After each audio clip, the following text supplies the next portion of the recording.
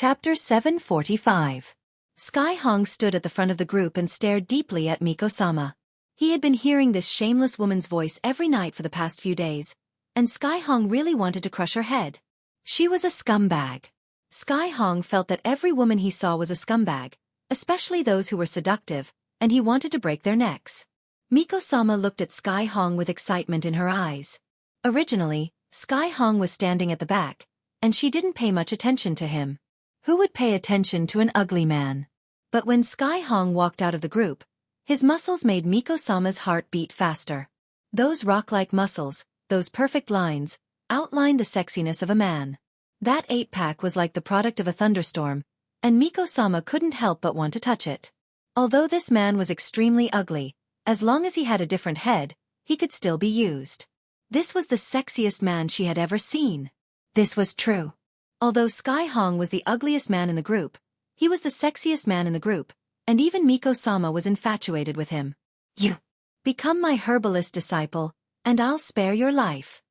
Miko-sama pointed at Blue Sky Hong and said with a smile, her eyes fixed on Blue Sky Hong's chest, abs, and mermaid lines. Sky Hong didn't say anything, and his tall body suddenly disappeared. This startled Miko-sama, and before she could react, she felt a strong hand strangling her neck. Miko-sama was stunned. What kind of speed is this? I didn't even see his trajectory clearly. It's impossible. Feeling the strength on her neck, Miko-sama quickly came back to her senses and revealed a seductive expression. Am I beautiful? Slap. Sky Hong's slap landed on Miko-sama's face, and Miko-sama was stunned. Scum! Miko-sama's left cheek instantly swelled up, and her expression was very strange. My seduction technique didn't work on him. This is impossible. Miko-sama forcefully used her seduction technique and asked again, This time, she didn't finish her sentence. Slap. Miko-sama's other cheek also swelled up, and this really stunned Miko-sama. It wasn't just Miko-sama who was stunned, the old men standing on the wooden wall were also stunned. That strong man actually grabbed Miko-sama like a little chick, and even slapped her. What kind of expert was this? He actually made Doja unable to fight back. Female. Song Kong Hong finally shouted the second word. Putting all of them together, she was a scumbag. When the people on Yi Hua's side heard what Blue Sky Hong said, their expressions became very strange. I didn't expect that after 4 years, Blue Sky Hong's resentment would become even greater. Yi Hua heaved a deep sigh. She didn't think that she would become a scumbag in Song Kong Hong's heart. Lai Gu seemed to have sensed his wife's sadness and lightly embraced Yi Hua into his embrace. The current Lai Gu is really a war man. Miko-sama was obviously unaware of Blue Sky Red's way of speaking. But Miko didn't give up on saving herself. Soul-splitting palm. Miko's slender hand turned into a palm and struck Sky Hong's chest. What hard pectoral muscles. This was Miko's first thought. Song Kong Hong lowered his head slightly, and his face suddenly contorted. This woman actually touched his chest. She was indeed a shameless scumbag. Pah! This time, Blue Sky Red's strength increased a little and even knocked Miko's teeth out. Miko felt the world spinning around her, and she felt like she was about to fall into a coma. Damn it! How can this man be so strong? There's no other way. I can only use my trump card. Mystic Artifact. Rakshasa Throat Seal.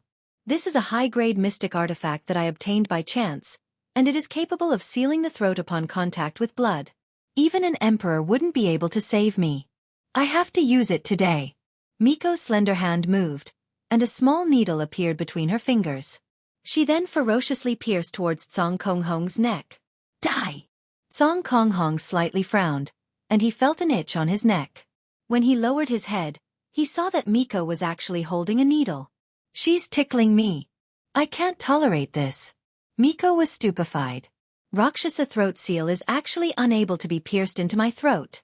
This thin and small needle is actually unable to be pierced into my throat. How is this possible? Song Kong Hong was already extremely enraged by Miko's various teasing methods. He raised his huge palm and slashed at Miko from both sides. His mouth kept on shouting. Scum! Woman! How could Miko beat Song Kong Hong's opponent? She was directly slapped unconscious. A golden flame emerged from Song Kong Hong's palm, and Miko's body was instantly devoured. In the blink of an eye, Miko's body turned into dust, and not a single trace was left behind. The jaws of the old men who were standing on top of the wooden wall almost dropped to the ground. Song Kong-hong's actions shocked the old men. Such a powerful Miko was actually grabbed by him and slapped by him.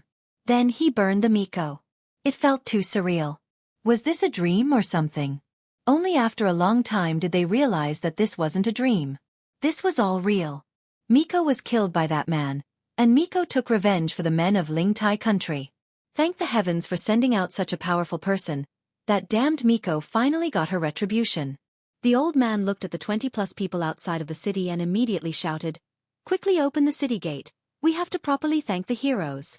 At this moment, Song Kong-hong walked back to the group with a stiff expression on his face, as if what happened just now wasn't done by him. However, everyone now knew that Song Kong-hong didn't like women anymore. His sexual orientation had changed, and he had to properly protect the men around him. Everyone turned around and looked towards Lingtai country.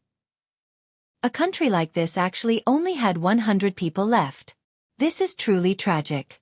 As the city gate opened, the old man brought along some old women and ran out to welcome the heroes who had descended from the sky. Benefactor. The old man brought along everyone and kneeled in front of Yi Hua. Facing such a kneeling, Yi Hua was naturally able to accept it. If I didn't appear, you all might have already become corpses. Get up, Yi Hua said faintly. As the old man stood up and sized up the man in front of him, he suddenly felt that this man looked familiar. When the old man saw Dong Huang Baiji who was at the side, the old man recalled. That day when he was sweeping the snow in front of his house, they were the ones who passed by and asked him a question. I didn't expect that they would be the ones who came to save me. They are truly good people. Thank you all for saving us old men. The old man was filled with gratitude as he once again kneeled in front of Yi Hua and kowtowed. For such a good person to appear in this deceitful world is truly not easy. Yi Hua said faintly, "Since the danger has already been resolved, I won't be staying behind."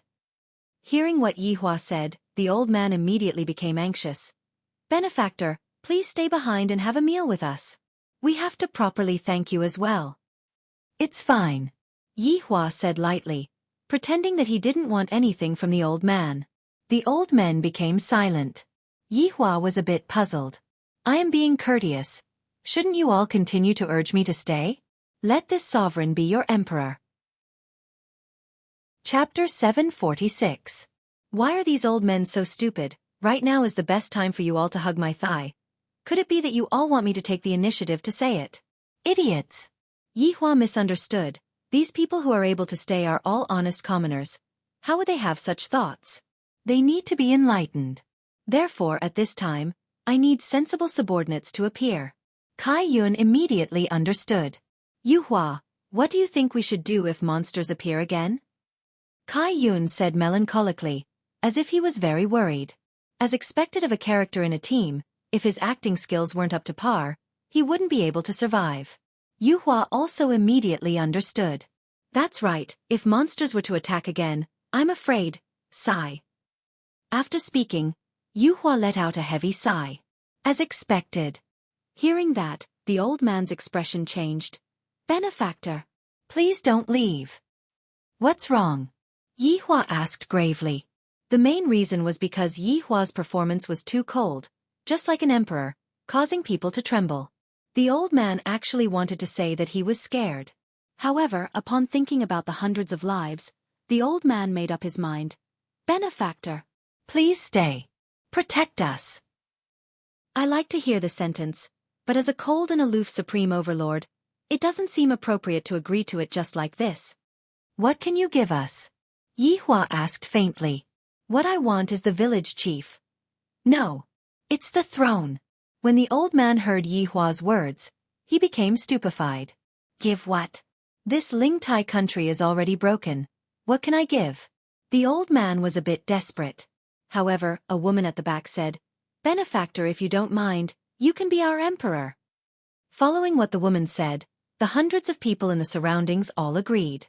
Looking at the group of old, weak women and children who were kneeling in front of him, a trace of a smile appeared on the corner of Yi Hua's mouth. "You all finally said it, allowing me to step down. Should I try to shirk it again? Forget it. This group of honest people won't be courteous." If they really let me go later on, it would be awkward. Since you all have requested it sincerely, I will reluctantly agree to it and protect your safety. Yi Hua's tone carried an awe-inspiring aura of righteousness, as if with him here, no one would be threatened, and it gave everyone a strong sense of security. Although Qing Ya and Dong Huang Baiji's faces were expressionless, they were still amused by their husband's words. It was obvious that Dong Huang Baiji was dying to have sex with Yi Hua, and yet, he was still acting as if he didn't want to. However, the current Yi Hua looked very cute. Only Qing Ya and Dong Huang Baiji felt that Dong Huang Baiji was cute. The old man was so scared that he was trembling. However, when everyone heard that Yi Hua had agreed to stay behind, a glimmer of hope appeared in everyone's eyes. That burly man was able to pinch the witch to death with a single hand. Such a powerful figure can be compared with those sections. With them guarding the Lingtai kingdom, it was the most suitable choice. The old man immediately shouted, "Long live the emperor! Hooray! Long live!" As the old man's voice faded, the people behind him shouted in unison. Although it was a bit sloppy, at the very least, Yi Hua was acknowledged by all of the residents. Moreover, it felt good to hear such an honorific. But it was not over yet. Qing Ya and Dong Huang Baiji could be seen slowly caressing Dong Huang Baiji's body. When Dong Huang Baiji's subordinates saw that Dong Huang Baiji's wife was already acting like this, they hurriedly followed suit. Then they shouted in unison, "Our emperor! Hooray! Hooray! Hooray!" The shouts of the group of bug-level subordinates immediately shook the world, and the shouts could be heard from a few miles away. At this moment, the falling snow in the sky stopped, and the black clouds gradually dispersed. Sunlight once again descended, shining onto Yi Hua's tall and straight body. They seemed to be respectfully welcoming Yi Hua, the new emperor. When such a phenomenon fell into the eyes of the commoners, they felt that it was the will of the heavens, and they were even more certain that this man was made to be an emperor. To them, the throne was just an empty title. If someone was able to sit on the throne and was able to protect them, then it would be worth it. Rise! Yi Hua placed both of his hands on the table. At this moment he felt really good. Especially Qing Ya and Dong Huang Baiji, they have given me too much face. Tonight, when I return, I will take good care of them and let them feel my boundless love. Everyone stood up, and the old man said respectfully, "My emperor, please follow me. In any case, I am now an emperor, and my style of doing things has to change as well. Directly hugging onto my wives seems a bit inappropriate. That would be the behavior of a hoodlum." Walking through the city gate, the spacious road led directly to the dilapidated imperial palace. When Yi Hua walked to the front of the imperial palace, he let out a deep sigh. "My emperor, all of the valuables in the imperial palace have been looted clean, and some of the valuables in the imperial palace are even a bit damaged." The old man was a bit embarrassed. "My benefactor saved everyone, but I am unable to repay him. After all, being an emperor here is equivalent to being a bachelor. I don't have any soldiers, I don't have any power, and the only commoners I am managing are only some elderly people. Furthermore, there are only a few hundred people in the imperial palace, and this place is no different from an empty city." Yi Hua waved his hand helplessly, and the elderly people prepared to go back and pack up. "Old man, come over, I have something to ask you." Yi Hua shouted towards the old man. The old man was startled, and he immediately bowed his body and ran over. This commoner obeys the emperor's decree. Continuing walking into the imperial palace, Yi Hua saw that the palace on top of the stairs was already severely damaged, and the stairs were filled with potholes. Some of the dragon heads were already gone, and only 4 claws were left. There were also weeds on the ground, and the surrounding palace was even more dilapidated. Slowly walking up the stairs, a black signboard fell onto the ground, and on the signboard, 3 big words were written, "Supreme Spirit Palace." The interior of the palace was pitch black, and the interior was completely empty. The throne was gone, and the throne was moved away by someone. "This is too miserable." Yi Hua walked into the palace and asked faintly, "What is your name?" "My emperor, this commoner's surname is Chao, and my name is a single character, San." Chao San said respectfully, not even daring to breathe loudly. "I feel that this man is very scary, but I don't know how scary it is." Yi Hua was very curious about a question, and thus he asked, "Let me ask you, why is there no one who sent troops to defend this place?" "My emperor, this Lingtai kingdom is a subsidiary kingdom of Guda Principality, And every year, they have to pay tribute to Gouda Principality. However, because the environment is getting worse and worse, the crops are not able to harvest, and the merchants are also not able to find any business opportunities. As time passes, the Lingtai kingdom declined, and the Lingtai kingdom is unable to afford to pay tribute to Gouda Principality. After hearing what Xiaofan said, Yi Hua understood. Since the protection fee is gone, the Lingtai kingdom will not be able to renew the protection fee. What about the royal family here? My emperor, the royal family sold all of their valuables and escaped to Gouda Principality. Meanwhile, some of them stayed behind to fight, but in the end, they were still captured by the witch. Xiaofan said gravely. In this royal family, there are good people, and there are bad people. Yi Hua nodded his head. Let me ask you, where is this place? What kind of country is Gouda Principality? Chapter 747. Your Majesty, this is the territory of the Northern Liang. The Gouda Principality is one of the 3 countries of the Northern Liang, and the 3 countries are controlled by the Tianliang sect. This information was somewhat useful. It seemed that White Bones had to go out and scout for information. No, I can't go and inquire about information. If I, the Supreme Overlord, knew everything, wouldn't that mean that I wouldn't be able to do anything? I just want to see how my opponent is going to show off his intelligence in front of me. After that, I, the Supreme Overlord, will slap him to death. What else is there besides Northern Liang? Emperor, this commoner has never left Northern Liang. Xiaofan said apologetically. Yi Hua nodded his head. Just how big is this Kangluo continent? I can't even imagine how big this Kangluo continent is. From now on, you will be the representative of the people. If the people have any wishes, you can look for me directly. Xiaofan was overjoyed and quickly kowtowed to express his gratitude. This commoner thanks the emperor. Get up, there's more. The name of Lingtai country needs to be changed. It doesn't sound good. Yi Hua really felt that the name was not nice to hear. No matter what, this is my territory, so it should be a bit more loud and powerful. Forget it, the name is too hard to think of. In the future, we shall be called Voidless Empire. Hearing this, Xiaofan was so frightened that he quickly kneeled down. My emperor! You mustn't. Yi Hua's brows wrinkled. What? You have a problem with me. Yi Hua had also made a slip of the tongue and had even gotten the title wrong. The frightened Xiaofan did not notice and quickly explained, Your Majesty, calling yourself an empire is a great disrespect to the Gouda Principality. Moreover, becoming an empire requires the approval of the Tianliang sect, or else it will cause a commotion. I thought it was something big, but it's just a small matter. I have made up my mind. You only need to convey the wishes of the people. You don't have to worry about anything else. Xiaofan was helpless. He could not persuade her no matter what. If they angered the Gouda Principality, they would definitely send troops to exterminate them. Oh my god! Miko-sama had just died. He still couldn't escape death. After Xiaofan left, Yi Hua said gravely, Empire! I want to see who dares to provoke me. Wei Chang. Subordinate is here. Wei Chang walked out from the group and shouted respectfully. I'll leave the palace and security to you and Tang Wei. Wei Chang and Tang Wei both knelt down on one knee, and respectfully shouted, Subordinate obeys. Ligu. Your subordinate is here. You, Iran, by Xiaozhen, Wuxia, and Yu Hua will be in charge of Voidless Empire's defensive measures. Lai Gu's family of 4 answered respectfully, Subordinate obeys. Open clouds. Your subordinate is here. Kai Yun happily knelt down. You and your subordinates will maintain the internal security of Voidless Empire. Kai Yun, Sky Red, Wild Sand, Luo Ho, and White Bones answered respectfully, Understood. Green and Red Brothers. Your subordinates are here. The Green and Red Brothers walked out from their ranks. I want to see a street packed with people. I don't care what you do.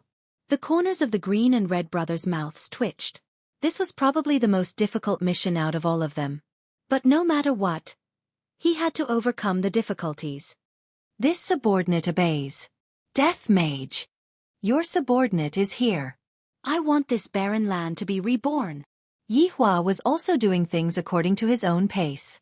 It was a bit difficult to take control of a country, so he had to take it slow. This subordinate obeys. Fighting the world. Soul detachment. Your subordinate is here. Yi Hua said gravely.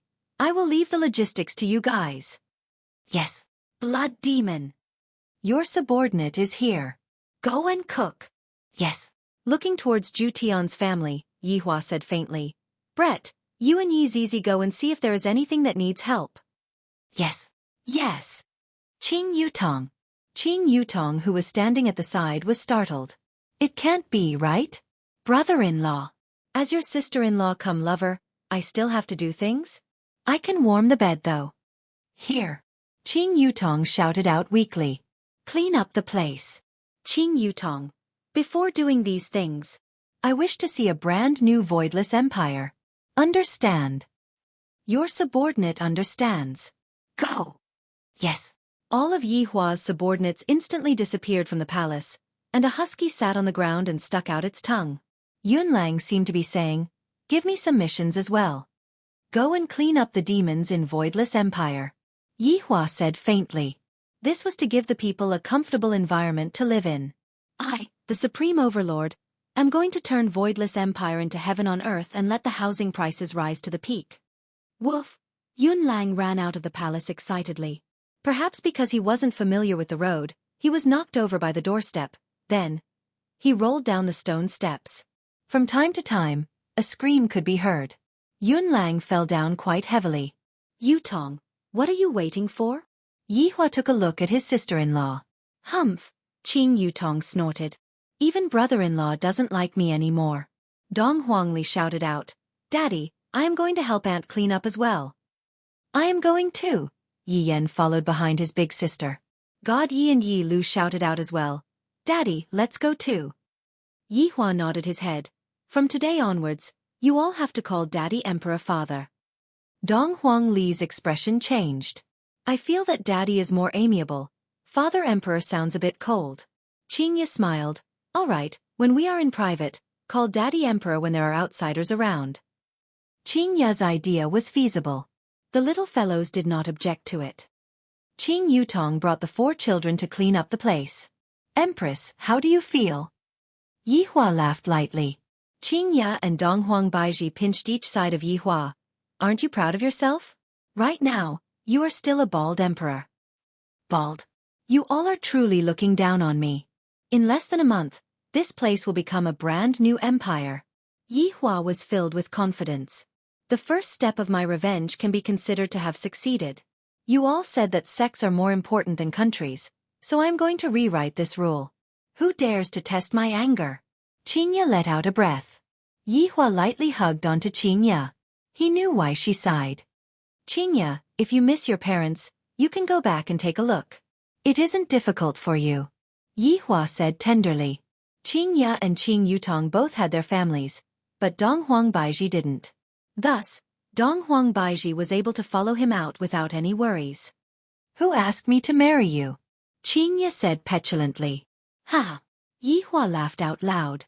Qingya said tenderly, Yi Hua, you have to treat me and the children well. And, Qingya, you can be at ease. Towards Yi Hua's words, Qingya believed them unconditionally. Although Yi Hua likes to lie to others, he wouldn't lie to others when it comes to big matters. Let's start working as well.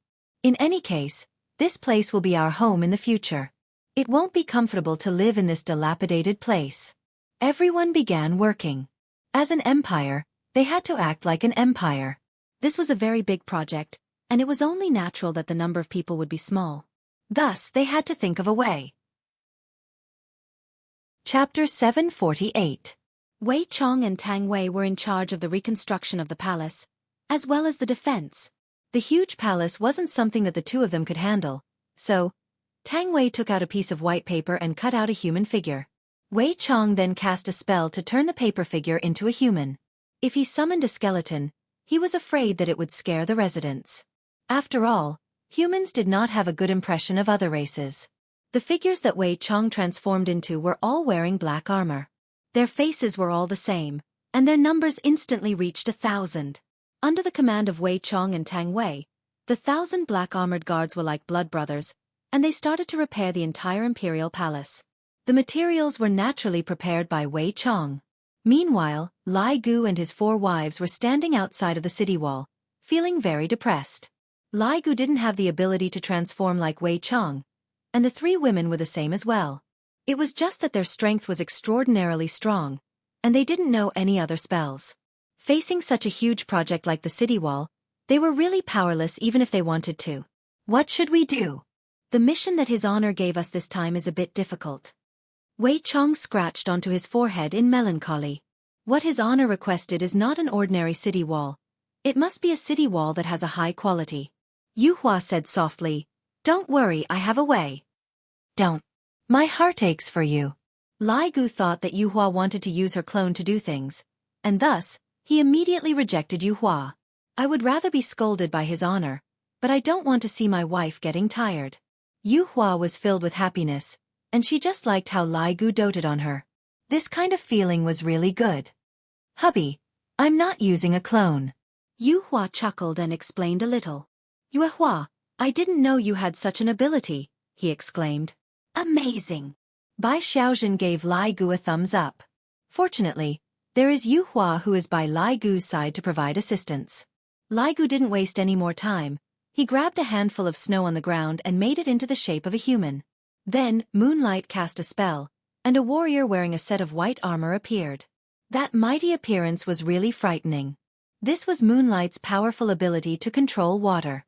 Compared to the black-armored warriors, these white-armored warriors were a little weaker, but as a construction team, they were enough. Lai Gu and his 3 wives began to play making snowmen, and Yu Hua was in charge of making snowmen. The intense work was in full swing. Kai Yun also brought his 4 subordinates to patrol the entire empty voidless empire. "I think our department should be called Southern Wuxia. What do you guys think?" Kai Yun has a good idea. This law enforcement team can also be counted as the Empire's law enforcement team. In the future, when His Honor expands his territory, the law enforcement team will become a very powerful existence. "Flagmaster, this is a good idea." Luo Ho smiled as he waved his white folding fan.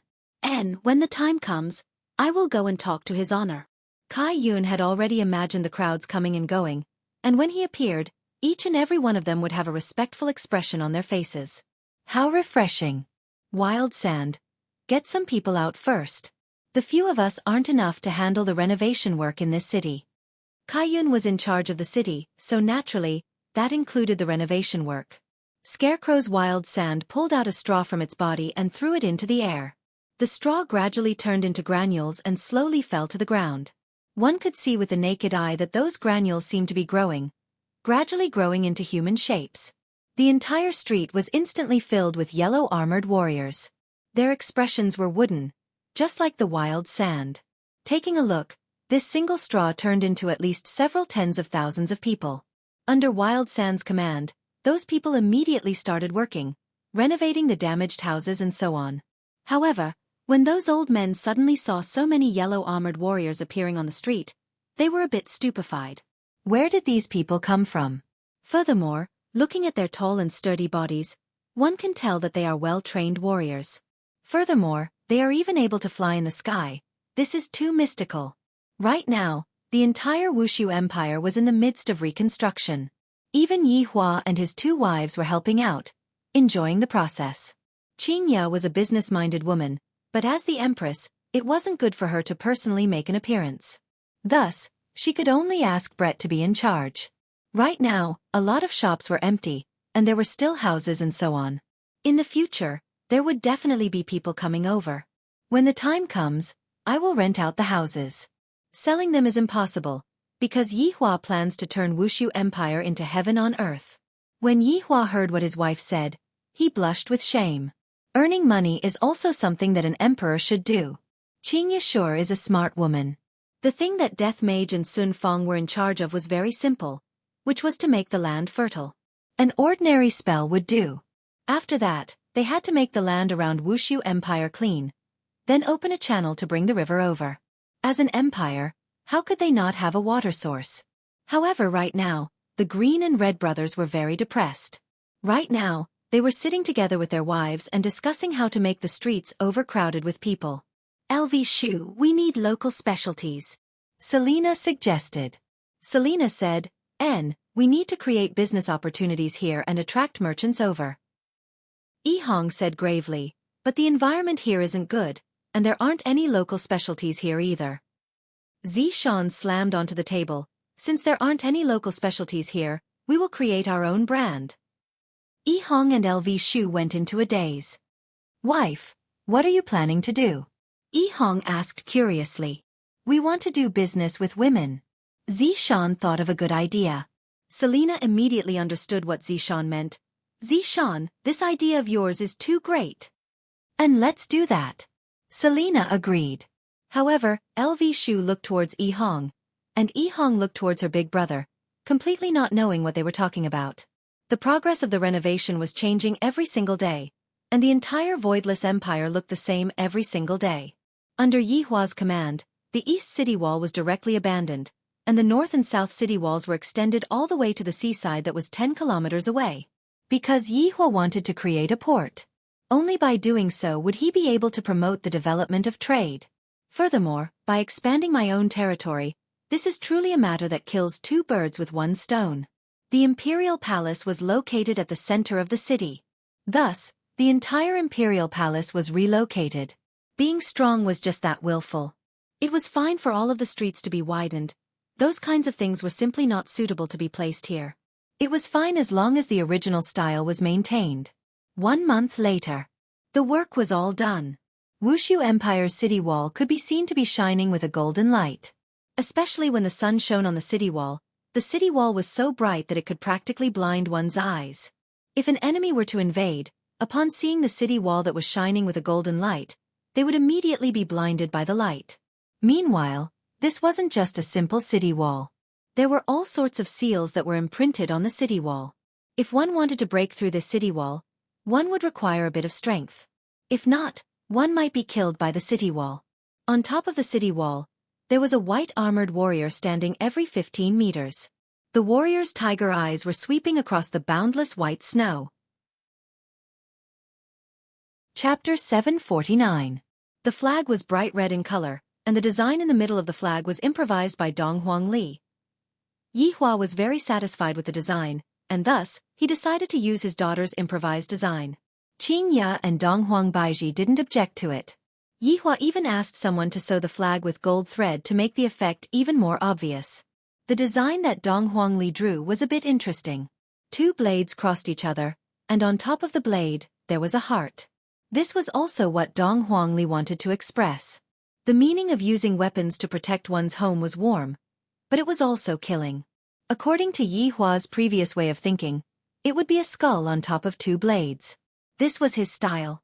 But now I feel that this is pretty good. I, the Supreme Overlord, am going to use absolute power to protect my entire family and my loved ones. All of the work has been completed, and now, all that is left is for the people to enter the city.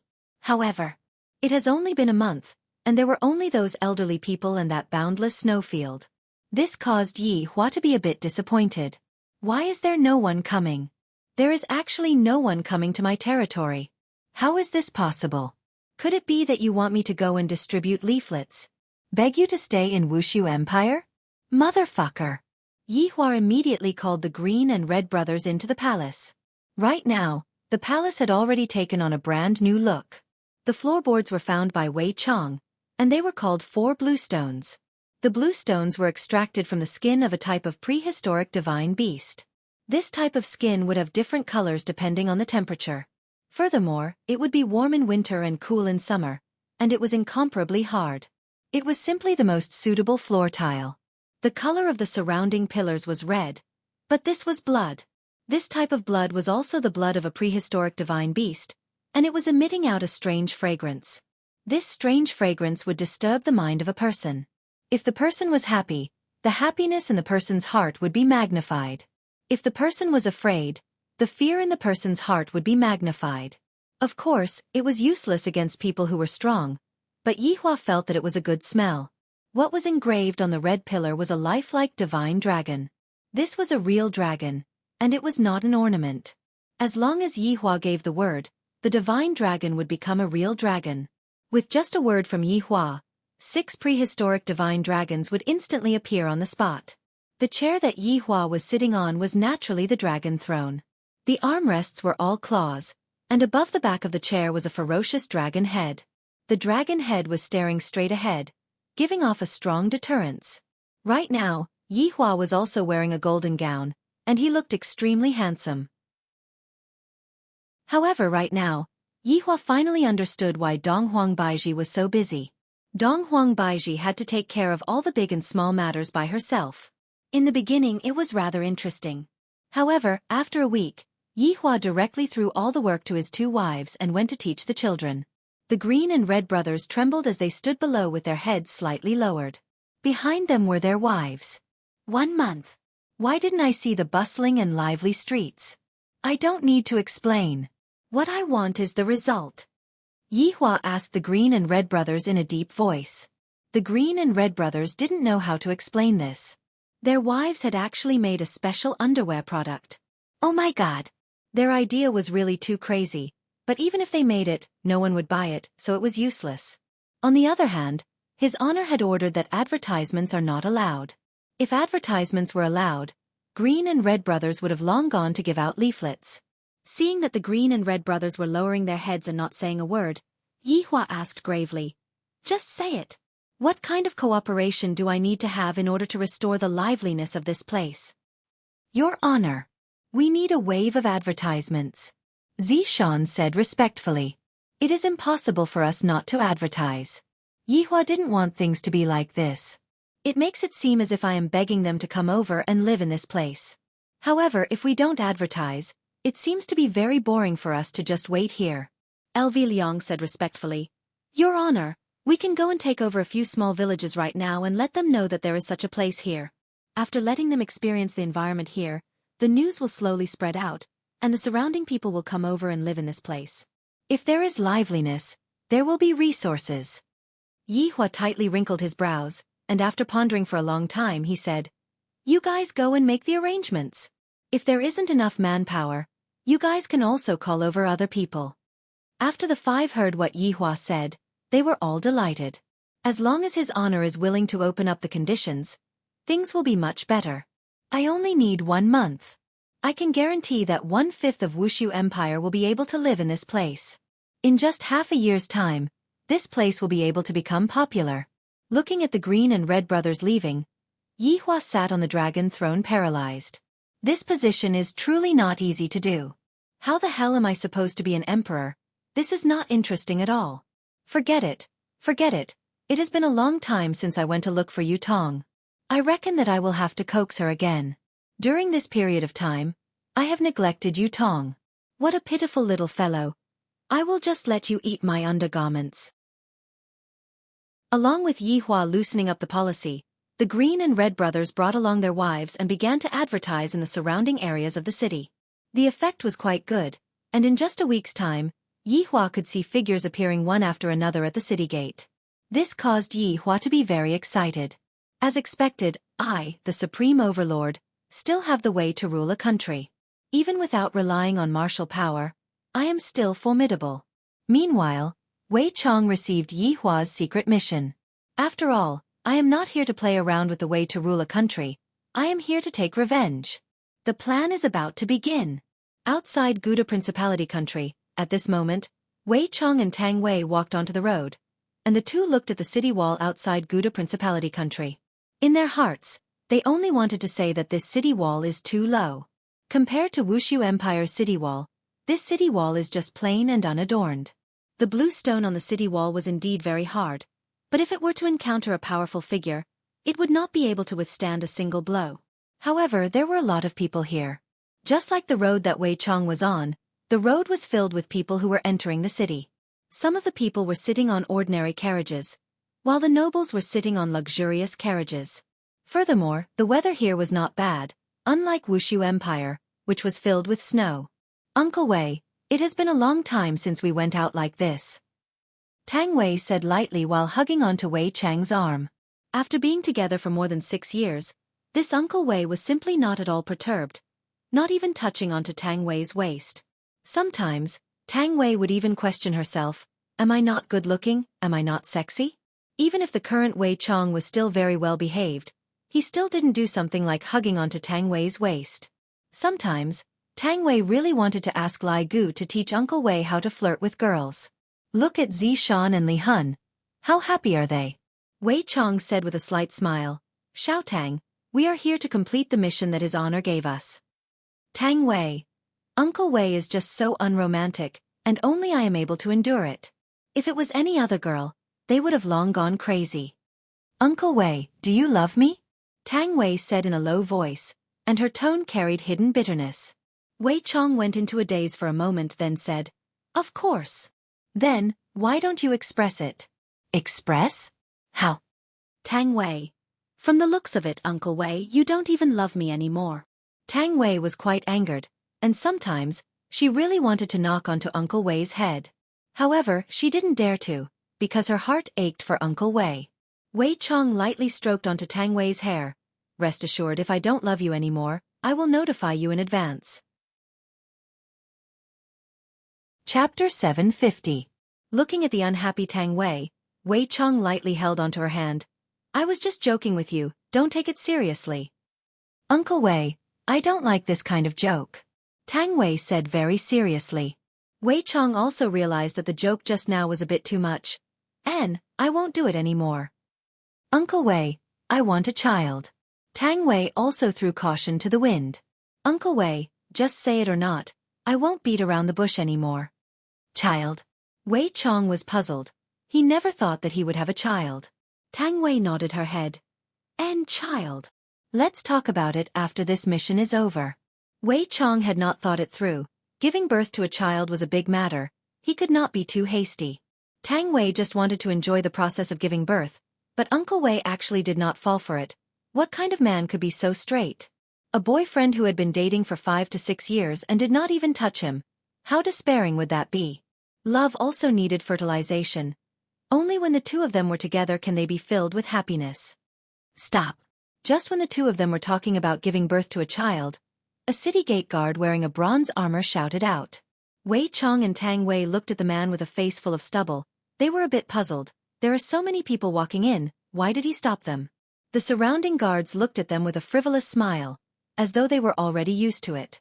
It was mainly because they were attracted by Tang Wei's appearance. That's why they were in a difficult situation. Wei Chong and Tang Wei came with a mission, so they had to be careful. Big brother, what's the matter? Wei Chang's acting skills were not bad now. This kind of lowly attitude was simply done vividly. In addition, the two of them were dressed very plainly. With one look, one could tell that they were the kind of people that were easy to bully. Where did you come from? The guard asked in a deep voice, his pair of tiger eyes staring at Wei Chong, as though he wanted to give Wei Chong pressure, because Wei Chong was quite cooperative. Wei Chong was uneasy, he pulled Tang Wei behind him, and Tang Wei also appeared to be afraid. This kind of expression made the guards even more happy. They liked to see these people being afraid. Big brother, we escaped from Ling Tai country. Wei Chong was terrified. The guard chuckled. Ling Tai country? That small place still hasn't disappeared? Wei Chong lowered his head and did not speak, while Tang Wei tightly grabbed onto the corner of Wei Chang's clothes, as though she was very helpless. The couple's acting skills were top-notch. The guard stretched out his hand. His meaning was clear. If he wanted to enter the city, he had to know his place. Big brother, we really don't have any gold coins on us. Then get lost. People like you are wasting the Gouda Principality's food if you enter the city. The god sneered and gripped the spear in his hand. It seemed like he was going to attack if Wei Chong did not know what was good for him. There were also people like Wei Chong in the surroundings. When they heard the guard's words, their expressions changed slightly. However, they still lowered their heads and silently walked into the bustling Gouda Principality. Just as Wei Chong was thinking about how to enter the city, a luxurious carriage suddenly stopped, and a sweet-sounding voice sounded out from the carriage. What's going on? When the guard saw the grade of the carriage, he immediately knelt. This was the carriage of an earl, which was a powerful existence in the Gouda Principality. Moreover, from the sound of the carriage, it should be the young miss of the earl's mansion. He had heard that the young miss of the earl's mansion was a genius. Didn't she go to the Tianliang sect? Why did he suddenly come back? Miss, it's nothing. The god was a little nervous. That's good. The voice of the woman in the carriage had a spirituality to it. From her voice, one could tell that this woman was very kind. "Follow me into the city." The woman's voice sounded out once again. This allowed Wei Chong to let out a sigh of relief. We can be considered to have entered the city using the normal method. Wei Chong and Tang Wei followed behind the carriage and entered the city. "Uncle Wei, the woman in the carriage seems to be very powerful. Should we?" Tang Wei said in a low voice. "This is a good opportunity." This time, Wei Chong received the mission from his honor, and there was only one goal: to have Gouda Principality send out their army to attack Wuxia Empire, and Yi Hua wanted to use a war to make a name for himself in northern Liang. Yi Hua naturally knew that when my Wuxia Empire matures, Gouda Principality would naturally attack Wuxia Empire. However, that would take too long. After all, I have to arrange for someone from my side to enter Gouda Principality and start a rumor. Wei Chong naturally knew that his honor was already impatient to start a war, and thus, he had to complete the mission as soon as possible. His original plan was to spread the news of Wuxia Empire within the city, and the news would naturally reach the ears of Gouda Principality's king. However, after encountering this woman who had power and influence, Wei Chong had another thought. "Let's see how the situation goes first," Wei Chong said in a low voice. The two followed the carriage and continued moving forward. Wei Chong and Tang Wei discovered that Gouda Principality was indeed bustling and overcrowded with people. The housing prices of houses were definitely ridiculously expensive. Compared to Wuxia Empire, his honor's territory was too cool. Even if the surrounding villages were to be attracted over, his honor's territory would still be very cool. Right now, Yi Hua was thinking of all sorts of ways to increase the population of Wuxia Empire. He even wanted to arrange for a monster to attack the city and flatten the other three countries, then drive all of the people into his territory. That would be perfect. However, doing that seems to be cheating. Am I that kind of person? What kind of joke is this? I want the people to be willing to come over and live in my territory. I will give them 5 insurances and 1 housing fund, and they will be able to enjoy the treatment of a resident. The carriage slowly arrived at the west side of Gouda Principality. Wei Chong and Tang Wei discovered that the west side of Gouda Principality was filled with big courtyards or mansions. With just a look, they could tell that those were the residences of high-ranking officials and nobles. After walking for a short while, the carriage stopped in front of a mansion. Wei Chong looked at the signboard. Mu Residence. On the bottom right of the signboard, there were 2 words printed. Earl. "Uncle Wei, your background is quite big, Earl," Tang Wei said in a low voice. Wei Chong nodded his head. Male. Z. Earl. Marquis. Duke. This Mu family was an earl, and in Gouda Principality, it was also a big family. A maid walked down from the carriage and placed a small wooden stool at the side. Then the maid stretched out her hand. A tender and small hand could be seen on the maid's hand. Then the maid stepped onto the wooden stool and got off the stool. Wei Chong looked at the girl. Her age does not seem to be more than 20 years old. Her skin was white, her cheeks were pink, and her temperament was refined. She was beautiful, but not overbearing. Her entire body was pure white, just like a white lotus that was bathing in a snowy mountain. A trace of a smile could be seen on the corner of her mouth, giving off a kind of amiability and sweetness. Mu Ran looked towards Wei Chong and Tang Wei, who were at the back of the carriage. When Mu Ran saw Tang Wei, her gaze was filled with amazement. "What a beautiful girl. What are you two doing?" Mu Ran asked with a gentle smile. Wei Chong took a deep breath, then began acting. Chapter 751. Tang Wei was very surprised at Uncle Wei's eloquence. He was too amazing. In such a short time, he could think of such lines. The maid beside her said softly, "Miss, Master and Madam are waiting for you inside." This maid had a mean look on her face. She looked at Wei Chong and Tang Wei with disdain. Especially when she looked at Tang Wei, she wanted to scratch her face. "Who told you to be so beautiful?" Mu Ran nodded her head and walked towards the door. The guard standing in front of the Mu mansion opened the door. Wei Chong and Tang Wei's heart sank. "Can't we sneak in?" Just when Wei Chong and Tang Wei were about to leave, Mu Ran shouted, "Come in with me." "Miss." The maid behind her was very confused. Mu Ran said softly, "It doesn't matter if there are 2 more servants. You go and arrange it." The maid responded and looked at Wei Chong and Tang Wei with a venomous gaze. At this time, Wei Chong and Tang Wei were secretly happy. They finally sneaked in. "You wait here," the maid shouted coldly. She had a sharp mouth. One look and one could tell that she was not a good person. Wei Chong and Tang Wei did not say anything and stood at the side waiting. "Xiao Tang. Uncle Wei, what's wrong?" Tang Wei asked softly.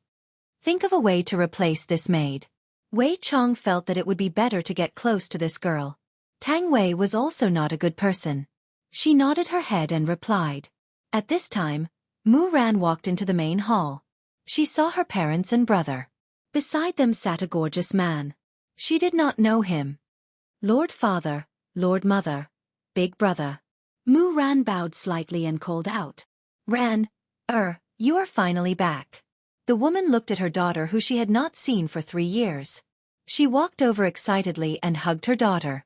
The man sitting on the chair looked very gentle. He had thick eyebrows and big eyes. He was Mu Ongwa, an earl of Guda Principality. Beside him was her brother Mu Da. He was a little thin. His eyes were a little dark. His face looked a little weak. He gave people a feeling that he often went to brothels. In fact, the Mu family was just a small baron. But Mu Ran had shown talent since she was young. Gradually, she was noticed by the king.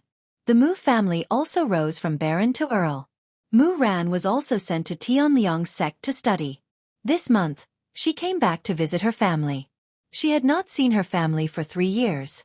Mu Ran leaned into her mother's arms, her beautiful eyes a little red. "It's good that you're back.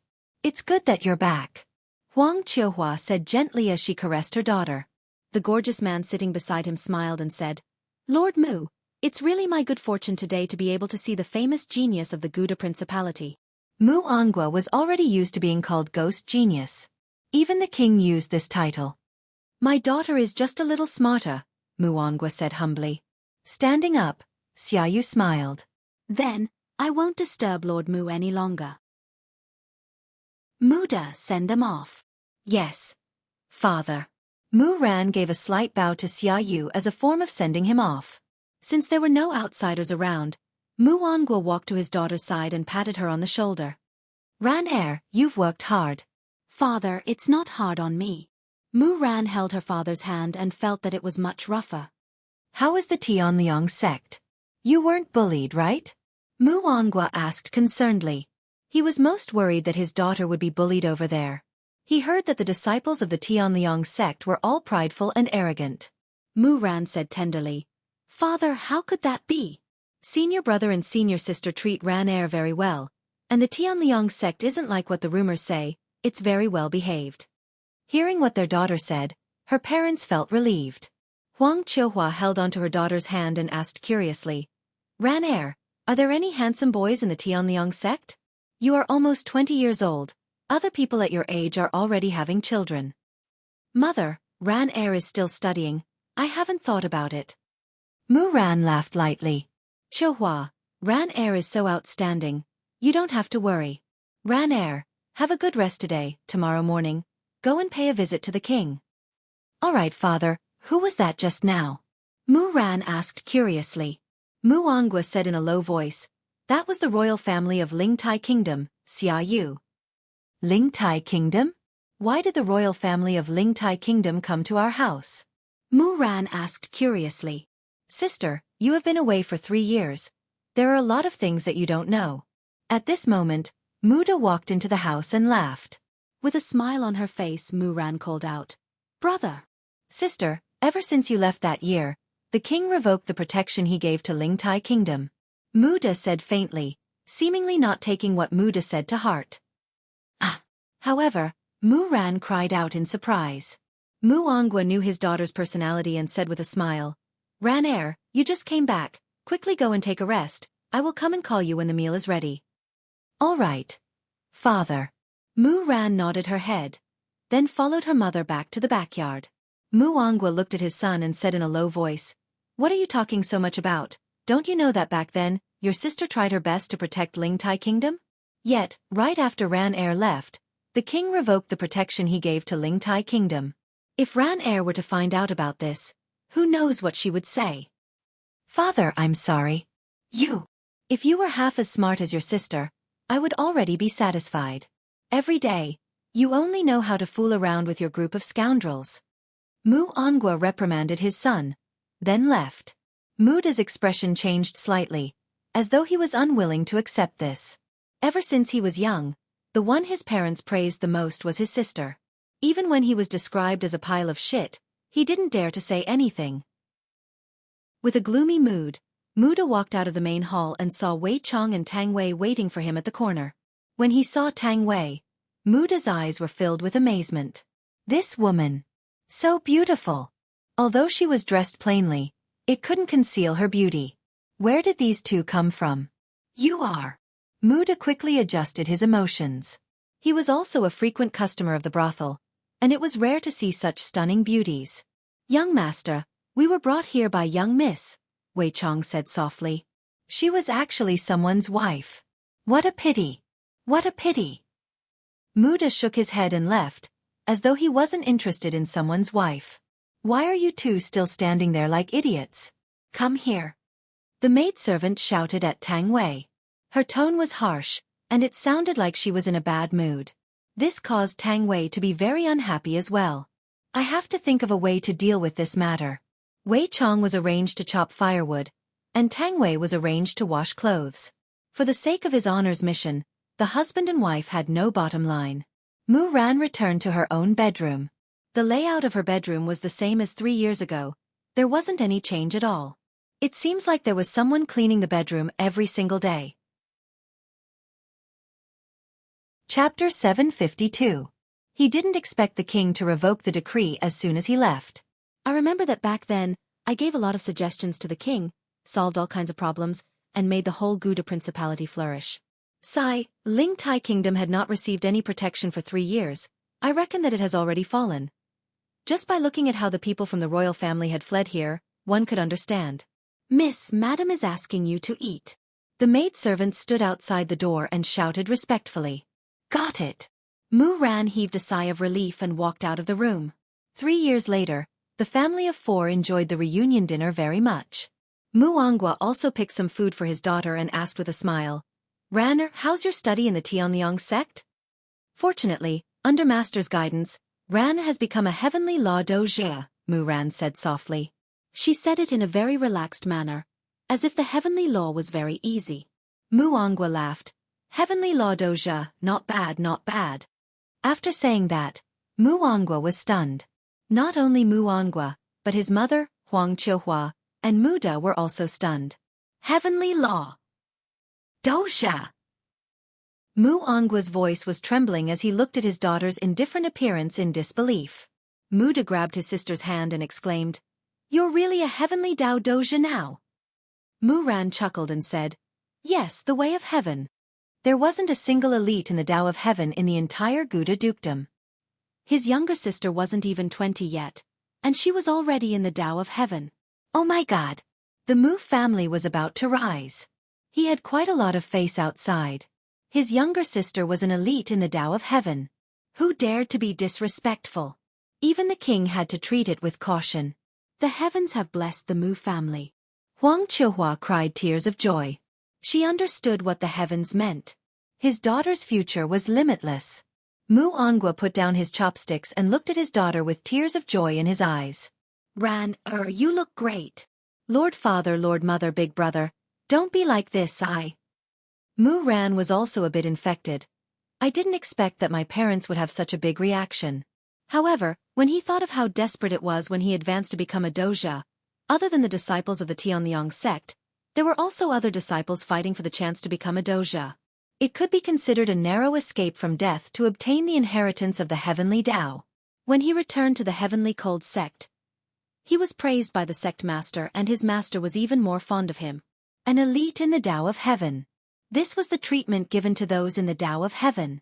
Ran, you've given face to the Mu family. Father, this is what Ran should do. Mu Ran smiled faintly. She seemed very normal and did not act high and mighty just because of her identity. She was a very amiable girl. The entire Mu family was immersed in joy as they looked forward to the next morning's morning court session. When such news spread, it would definitely shake the entire duchy of Gouda. Mu Ran's name would spread throughout the entire northern Liang. At this time, Wei Chong and Tang Wei were sitting on a small stool, gnawing on a steamed bun, and discussing the plan in a low voice. Uncle Wei, I just asked around. This girl is more powerful than we thought. Tang Wei was still very smart. She knew that when she asked around, Wei Chong chopped firewood for an entire morning. How powerful! This Mu Ran is very intelligent and has the achievements of a great genius. At a young age, he has led troops to fight against the enemy and has a record of 10 victories. He is also very talented in governance and was sent to the Cold Sky sect 3 years ago. Wei Chong frowned slightly after hearing this. This Mu Ran was indeed a talent. Tang Wei said in a low voice. Right now, his honor is in need of manpower. A girl like Mu Ran is very suitable. After all, we are lacking in governance. Xiao Tang, you want to let this Mu Ran join the team? Wei Chong asked puzzledly. This idea is very special. But we still need to observe her. Tang Wei said in a low voice. Right now the requirements to join the team was very harsh. If one does not meet his honor's requirements, one would not be able to join the team. Then, have you ever thought about loyalty? You said it just now, she fought for this country, so she should have feelings for this country. Also, Cold Sky sect, would she be willing to serve his honor? Wei Chong felt that it was very difficult to find a girl like this. Tang Wei said jokingly, Uncle Wei back then, Zishan was not completely unwilling, but in the end, didn't she still join the team? That is because Zishan married Yi Hong. Speaking up to here, Wei Chong seemed to have understood what Tang Wei meant, and the corner of his mouth slightly twitched. So, Tang Wei was actually thinking of a honey trap. F***CK.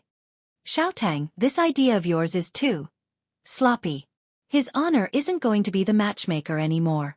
Wei Chong laughed lightly. Uncle Wei, I didn't say that I want his honor to be the matchmaker. I just want to give it a try. It would be best if there is an effect, but if there is no effect, then forget about it. What do you think? Wei Chong pondered for a moment. If this girl is truly talented, she will indeed be a good helper, and she will be able to solve a lot of his honor's problems. Our team is all married. Aren't you afraid that their wives will beat them to sh*t? Wei Chong laughed bitterly. It seems like only his honor isn't afraid of his wife. The rest of the team are all being controlled by their wives. There's also me, and that fellow Do Fusher. There are still people who aren't married? You aren't talking about Blood Demon, right? He is someone who is obsessed with cooking, and isn't interested in women at all. Uncle Wei. I'm not talking about Blood Demon that. Tang Wei blinked her beautiful eyes. Wei Chang's expression sunk. You aren't talking about Yun Lang, right? Yun Lang is a dog. Tang Wei. I am talking about Sky Red. Wei Chong immediately became speechless. Xiao Tang, every time Sky Red sees a woman, he would call her a scumbag. If you ask him to come over, I am afraid that he will directly twist off Mu Ran's head. Luo Ho is still all right. He is also handsome. Wei Chong shook his head. This idea of Sky Red's is not good. I am afraid that he might not be able to control himself and kill someone else. Tang Wei explained attentively, Uncle Wei, it isn't good for Sky Red to continue like this. Ask him to come over. Whether or not he succeeds will depend on his luck. If he succeeds, that would also be a wonderful thing. After all, Sky Red has been in pain for so long, and the knot in his heart is about to be untied. Wei Chong took a deep breath. I don't have much contact with this Sky Red, but he is indeed a pitiful man. If there is someone who loves him, everyone would be happy, and Yu Hua would also feel less guilty. Will this work? After all, Sky Red looks like that. Wei Chong was a bit worried. After all, in terms of appearance, Sky Red doesn't have any advantage at all. You don't understand, right? If one were to judge a person based on their appearance, that would be too superficial. Sky Red is a good man, and only a smart woman would be able to discover that Sky Red is a good man. Wei Chong looked at Tang Wei and suddenly laughed. Xiao Tang, now that his honor isn't going to be the matchmaker, you came over to worry about Yun Lang. Does that mean that in the future, you will have to worry about Yun Lang's personal problems too? Chapter 753. Alright, if you become Mu Ran's personal maid, I can arrange for Tsongkong Hong to join us. Hearing that, Wei Chong agreed. Tang Wei happily kissed him. You're the one who said it. What are you two talking about? You are still eating. Hurry up and get to work. That harsh servant girl shouted arrogantly from the side. Wei Chong and Tang Wei quickly got up and started working. Humph. What's the use of being pretty? Foxy. The maid snorted coldly, then turned around and left. Tang Wei pouted her mouth. I haven't been scolded by someone for a long time. I'm not used to it. I really want to punch that maid's head. Thinking back to the time when I was in God's realm, the might of that punch still makes my blood boil. When will I be able to fight again? I'm really looking forward to that scene. This Kangluo continent is such a good place. On this day, Wei Chong and Tang Wei kept busy and only went to sleep late at night. His honor's mission is really not simple. Early morning the next day, Mu Ongwa prepared to set off with his daughter Mu Ran. Today, Mu Ran dressed up a little. She was pure like a lotus. This was not an act. Mu Ran was originally such a girl. She was spotless. Under the gaze of Mother Huang Qiuhua and brother Mu De, the father and daughter sat on a carriage and headed towards the palace. Guda Principality's palace was a bit tall. This was not because the building was tall, but because the terrain was relatively high. From afar, the entire appearance of the palace could be seen. In front of the palace, the father and daughter got off the carriage and walked into the palace. The surrounding people looked towards the father and daughter, especially when they saw Mu Ran. Their complexion was a bit bad. Because Mu Ran was too doted on by the king even sent her to Tianliang's sect to study. Now that she suddenly came back, no one knew what was going on. Earl Mu Ran is back. A slightly plump man could be seen walking over. Although this person was slightly plump, there was a mole at the corner of his eye, giving off a bad feeling. His sideburns were already white, and he was at least 60 years old. Mu Ongwa hurriedly bowed. Ma Qi Ding. Mu Ran, who was following behind, also bowed. Ma Qi Ding. Ding Wenfu, a great hero, had a very good relationship with the king, but ever since Mu Ran appeared, the king and Ding Wenfu's opinions had diverged, causing Ding Wenfu to be dissatisfied. It's been 3 years. Rander has grown taller and prettier, Ding Wenfu said with a faint smile. As he smiled, the mole at the corner of his eye rose slightly, giving off a gloomy feeling. Mu Ran said in a tender voice, Marquis Ding is also old but vigorous. The more you live, the younger you become. Haha, Ran is still so good at talking. Why did you suddenly come back? How are your studies in the Tianliang sect? Ding Wenba asked curiously. Don't tell me I was expelled from the Tianliang sect. That would be a joke. Mu Ran said softly. I haven't seen my parents for 3 years. With my master's permission, I came back to see them. So that's how it is. What a filial child. Earl Mu, you've given birth to a good daughter. Mu Ongwa chuckled and did not deny it. He generously accepted Ding Wenba's praise. When Ding Wenba saw that Mu Ongwa actually accepted it happily, he was slightly stunned. Does he really think he's someone important? If it wasn't for your daughter, you wouldn't be who you are today. A father's status depended on his daughters. Walking up the high steps, everyone stood in the hall, waiting for the king. And these people were all discussing in low voices, discussing who, of course, it was Mu Ran. His Majesty has arrived. A eunuch shouted out loudly with a duck-like voice. Everyone lowered their heads, and a middle-aged man who wore an emperor robe could be seen slowly walking out. His entire body was emitting out a majestic aura, and when he saw the petite figure below, a smile immediately appeared on his face. Yi Zichen asked straightforwardly, Is this emperor's genius? According to Mu Ran's current identity, there was basically no need for her to salute. After all, she was currently a heavenly laws agent, and even the king had to be respectful to her. However, Mu Ran still kneeled down and saluted. Mu Ran pays respect to your majesty. Long live your majesty. As expected of my genius, quickly get up, let me take a good look at you. It has already been 3 years since we last met. King Feng Yongzhang sat on the throne and didn't even care about the etiquette and directly greeted Mu Ran. From this, one could see Feng Yongzhang's attitude towards Mu Ran.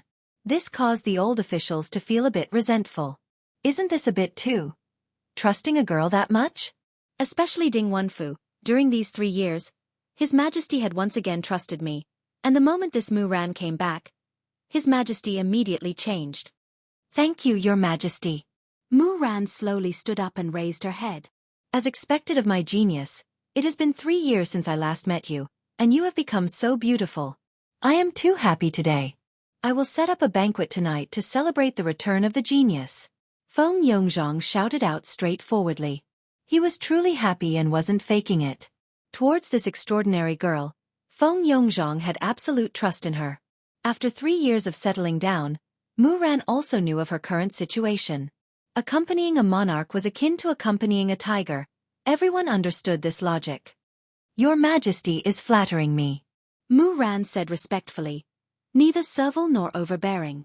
Mu Ran, how was your studies in Tianliang sect during these 3 years? Did you manage to step into the ranks of agents? Mu Angua, who was within the crowd, revealed a smile on his face. At this moment, his daughter's name will spread throughout the entire northern Liang region. Mu Ran said calmly, thanks to Your Majesty's great fortune, Mu Ran successfully became a Heavenly Laws agent. Heavenly Laws agent? Feng Yongzhang said confusedly, then suddenly looked towards Mu Ran. Say that one more time. Feng Yongzhang stood up excitedly. Mu Ran still maintained her composure, replying to Your Majesty, I am a Heavenly Laws agent. The entire palace became silent. Ding Wenfu was stupefied. This Mu Ran went out for 3 years. From a girl who didn't have any qi, she actually became a Heavenly Laws agent. How is this possible? Not only was Ding Wenfu stupefied, everyone present was stupefied, including the king. Feng Yongzhang walked in front of Mu Ran with a look of astonishment, then grabbed onto Mu Ran's hands. Say that one more time. What agent? Your Majesty, I am a Heavenly Laws agent. Mu Ran said tenderly. Feng Yongzhang suddenly laughed, then let out a wild laughter. The entire palace was filled with Feng Yongzhang's wild laughter. Good. This is great. A Heavenly Laws expert has appeared in my Guda Principality. Mu Ran, your name will spread throughout the entire northern Liang region. Feng Yongzhang waved his hand and said with a sense of heroism. Feng Yongzhang, who was excited, continued to sit on the throne. Mu Ran, I want to reward you. What do you want? I can satisfy you. Feng Yongzhang knew what Heavenly Law represented. The entire Guda Principality was going to rise. Who cares about the other 2 principalities? Guda Principality was going to be unified. Your Majesty, Mu Ran doesn't want anything, it's just that. Mu Angua, who was within the crowd, slightly wrinkled his brows. He knew what his daughter wanted to ask. Mu Ran, I confer you the title of Guda Principality's Saintess. Below only 1, above tens of thousands. Your Majesty! Ding Wenfu hurriedly shouted out. Chapter 754. Looking at His Majesty's expression, Ding Wenba hurriedly said, No. However, Mu Ran didn't want any status. She just wanted to know why the Ling Tai Kingdom's protection had been revoked. Saintess, you should be 19 this year, right? Feng Yongzhang asked with a smile, as if he wanted to tie this heavenly Dao elite to his side. The moment the crowd heard the emperor's tone, they knew what he meant. By the looks of it, he wanted Mu Ran to marry into the royal family so that he could tie down this elite in the Dao of Heaven. It was a good idea, but was it really that easy to kidnap an elite in the Dao of Heaven? Mu Ran also knew what His Majesty meant and said softly, Yes. Earl Mu, the Saintess is still engaged? Feng Yongzhang asked. He really wanted to tie Mu Ran up to the imperial palace right now. With a Heavenly Law Doja here, who would dare to invade? Mu Angua walked out of the crowd and respectfully said, Your Majesty, the Holy Maiden is not engaged. Feng Yongzhang revealed a smile and said happily, My 4th prince is a man of striking appearance and is still unmarried. I believe the 2 of you are a perfect match. Everyone knew that among the emperor's sons, the 4th prince Feng Yun was the most outstanding. Originally, the position of crown prince was still empty, but looking at the current situation, it was certain that the position of crown prince would belong to the 4th prince. However, Feng Yongzhang's words could be considered as forceful execution. He had no intention of asking at all.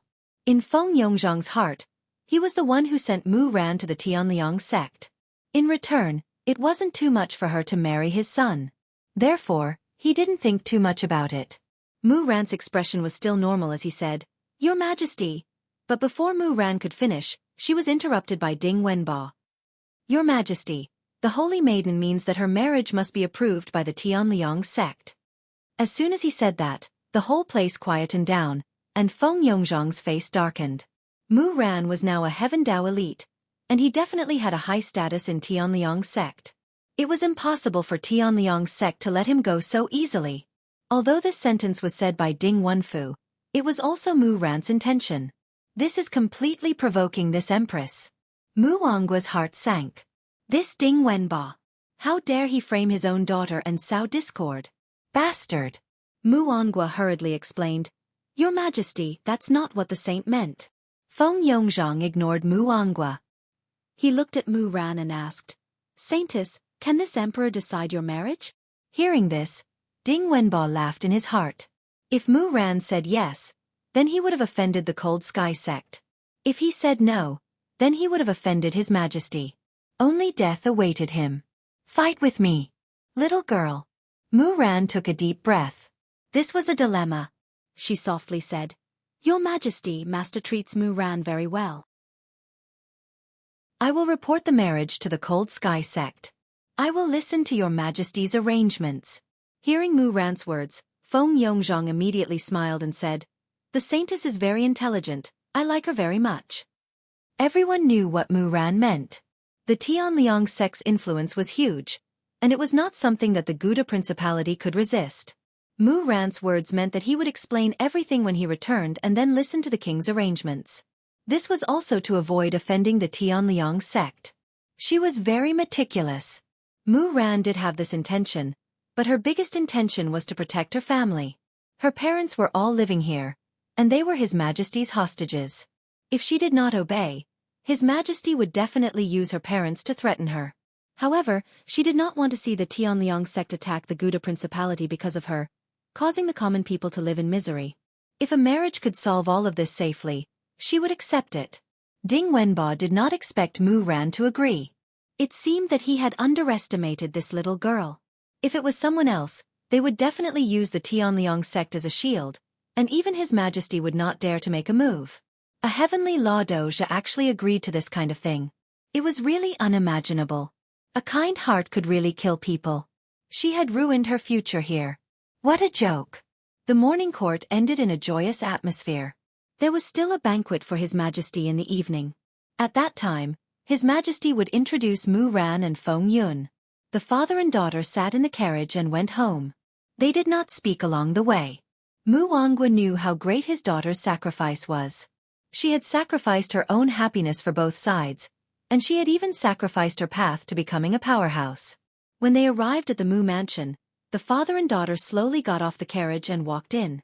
Just as they walked into the mansion, they saw a woman holding a whip, chasing another woman and beating her. It was that servant girl who was chasing Tang Wei and beating her.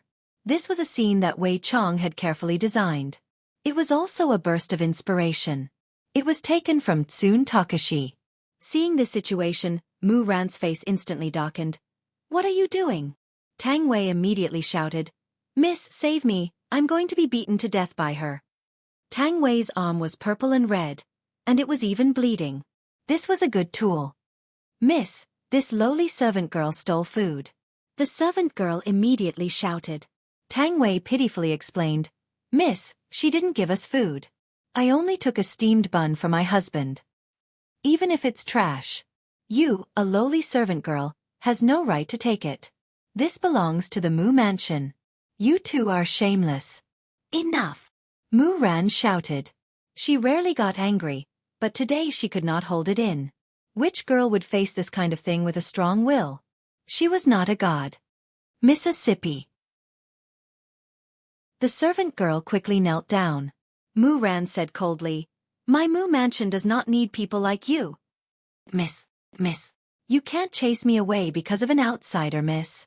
Spare me. The servant girl instantly panicked. In the past, Miss would help her, but she did not expect that she would help that lowly servant girl. I don't want to see you again, Mu Ran said in a low voice. She then helped Tang Wei up. Follow me. Tang Wei trembled as she followed behind Mu Ran. Her acting skills were indeed top-notch. Even now, she still showed a look of fear. As for the servant girl, She sat on the ground with a face of death. Scram! Mu Angua shouted coldly.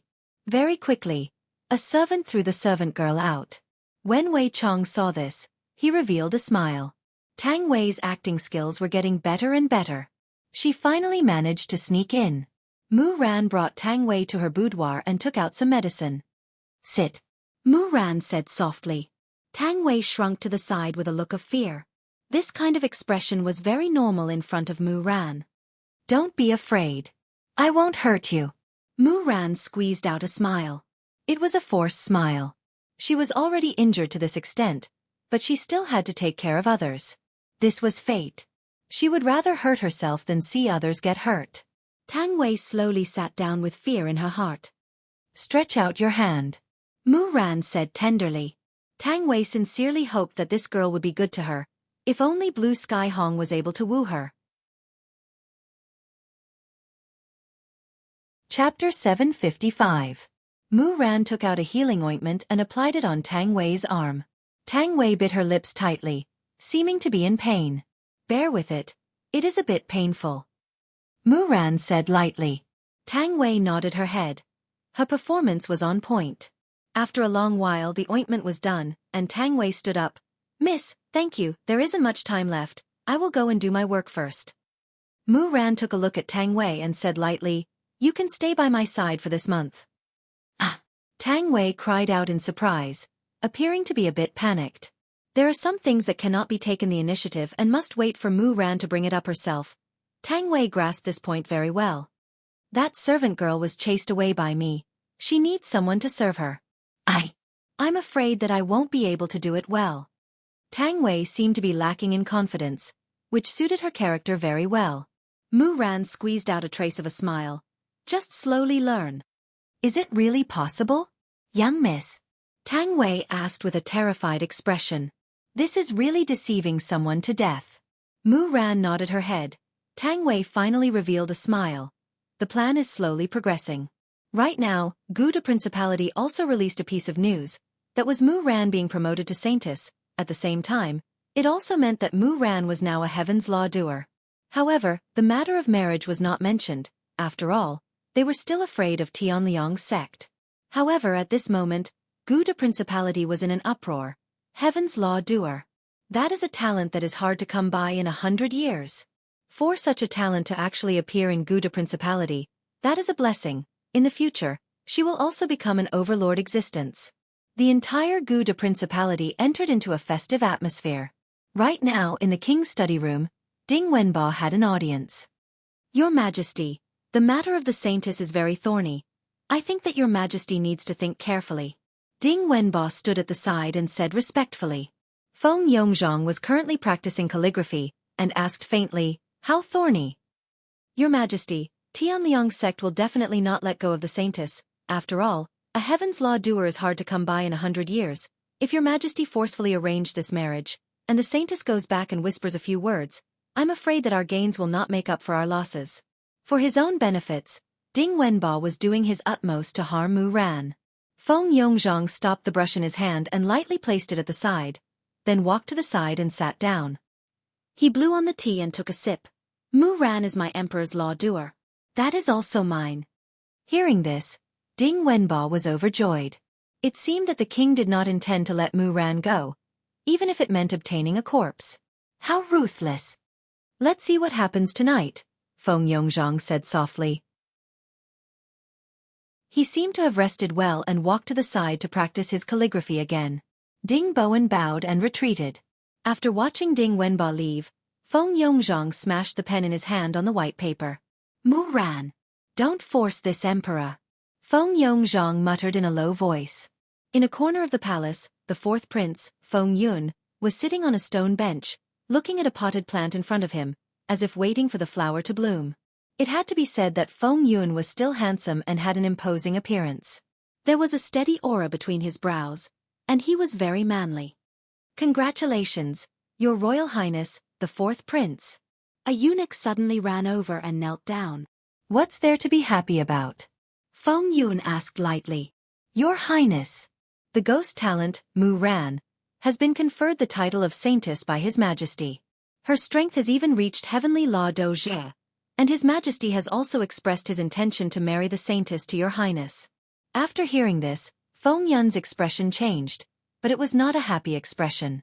It seemed that he was worried about something. All right, I understand. You can leave first. The eunuch was very confused. Why did His Highness not react to such a joyous event? Could it be that he did not like the saintess? That shouldn't be the case. It was not that Feng Yun did not like the saintess, but because he was not a local at all. It had been 18 years since he transmigrated here. This was his biggest secret. He had even obtained a summoning system that could summon virtuous generals. Although he had not summoned one yet, he would be able to do so soon. He did not think that his father would actually want the ghost talent to marry him.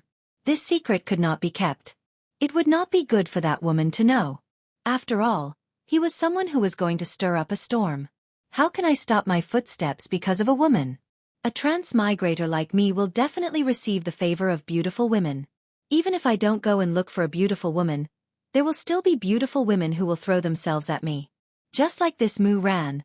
This is a very normal beginning. I should first see if this Mu Ran is worthy of trust or not. After all, I am going to be a man with a very high status in the future. The woman beside me naturally cannot be too weak. However, thinking about it, this Mu Ran is also not a flower vase. I am only a heavenly law doja with the help of the system, and even without, she still reached heavenly law doja. From this, it can be seen that she is a very powerful woman. This kind of woman is a little hard to hold on to. If I manage to get my hands on her, she would be a great helper for me. I should first see if she has the qualifications or not. Right now, Wei Chong was naturally very happy. Tang Wei finally managed to sneak in today, and at the same time, he also found out that this Mu Ran is a heavenly law doja. Why didn't I see it before? Because Wei Chong felt that it is about the same, because heavenly law doja is still too weak. As for Tang Wei's suggestion, Wei Chong will report it to his honor.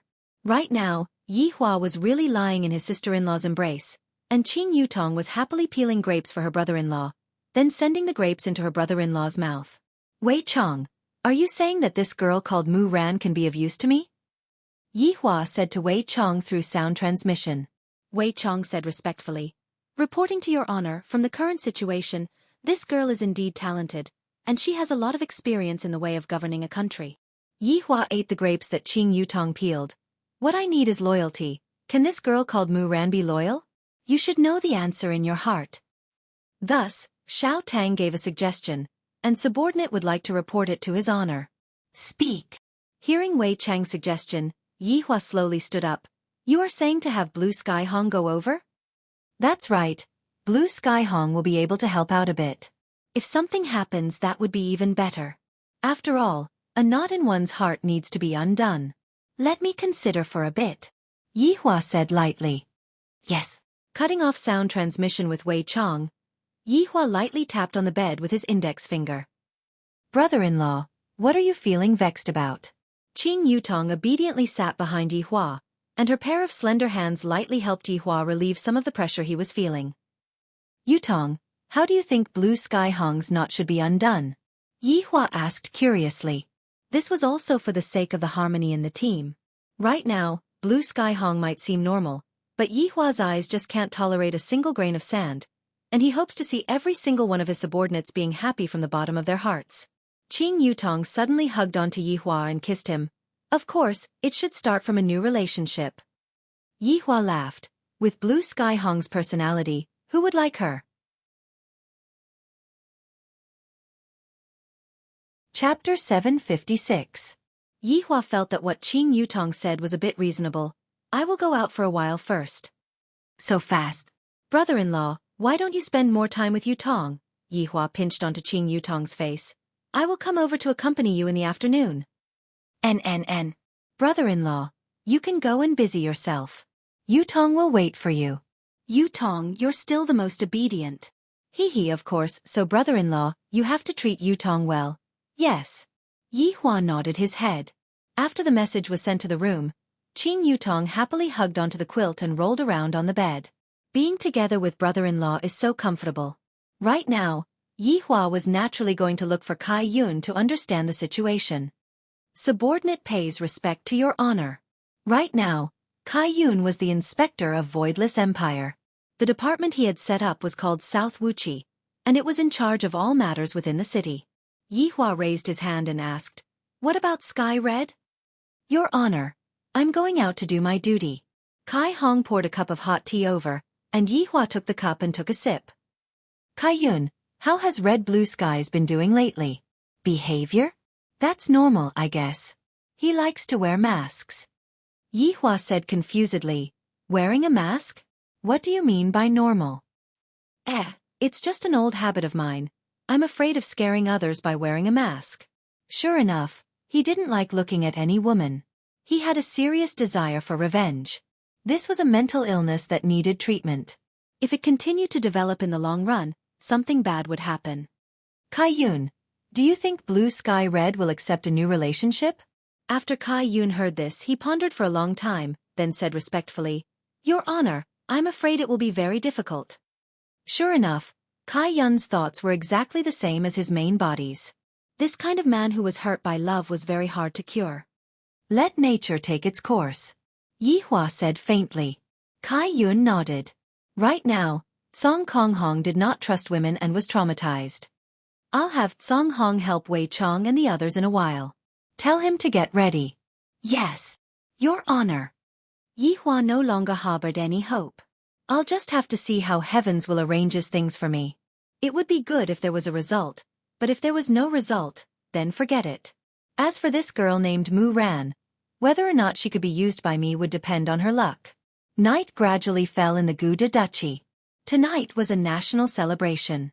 The king had invited his ministers to a banquet in the palace to congratulate Mu Ran on becoming a heavenly law-doer. Instead of saying that it was a blind date, it would be better to let the fourth prince, Feng Yun, and Mu Ran interact a little. As the saintess, Mu Ran sat at the bottom right of Feng Yongzhang. This was a very powerful seat, but Mu Ran didn't feel anything. Everything she did was for the common people.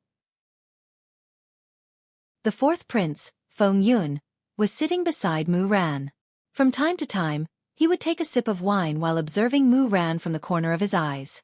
"I didn't expect that after not seeing you for 3 years, you'd shed that immature appearance and become more like a woman. Only this kind of appearance is worthy of a transmigrator like me.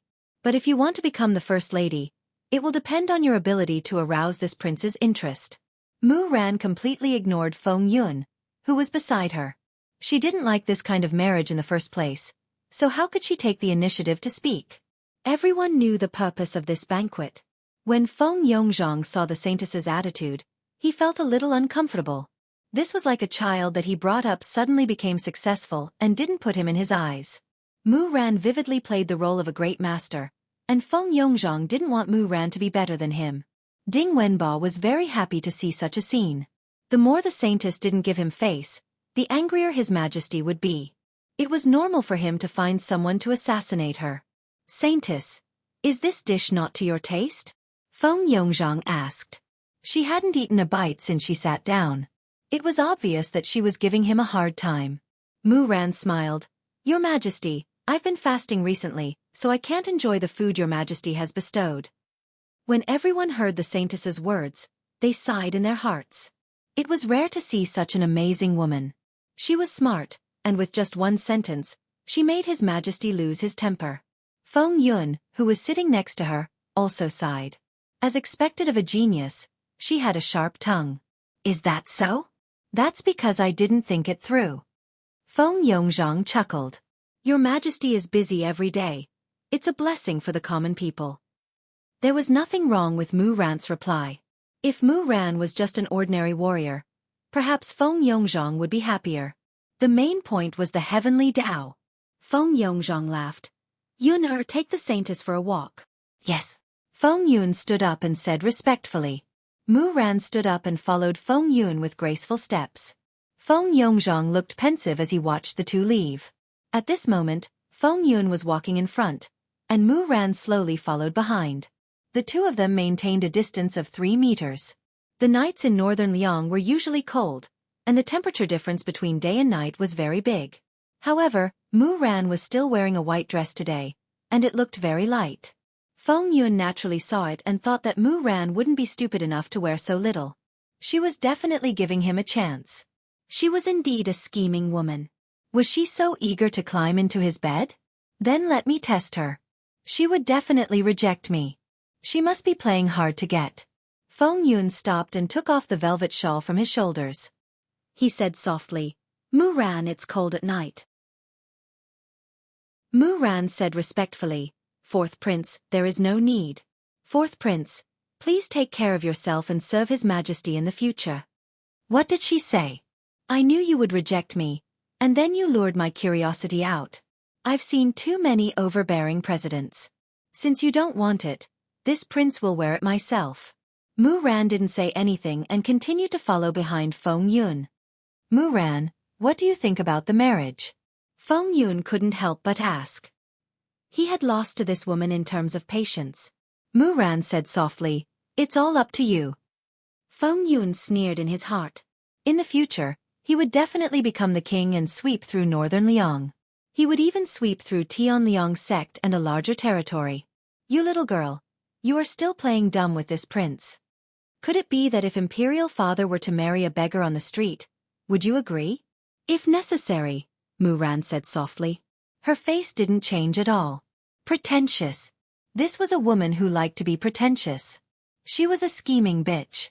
If she knew his secret, she would shamelessly threaten him. Fortunately, he was smart. Let me send you back. There is no need to trouble your Royal Highness. I can go back by myself. Hee, all right then. Be careful on the road. Mu Ran watched as Feng Yun left. His last sentence obviously had a different meaning.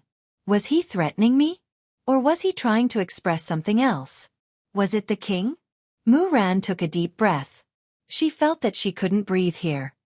Mississippi, Tang Wei was waiting outside the palace. When she saw Mu Ran coming out, she took out a velvet shawl and draped it over Mu Ran.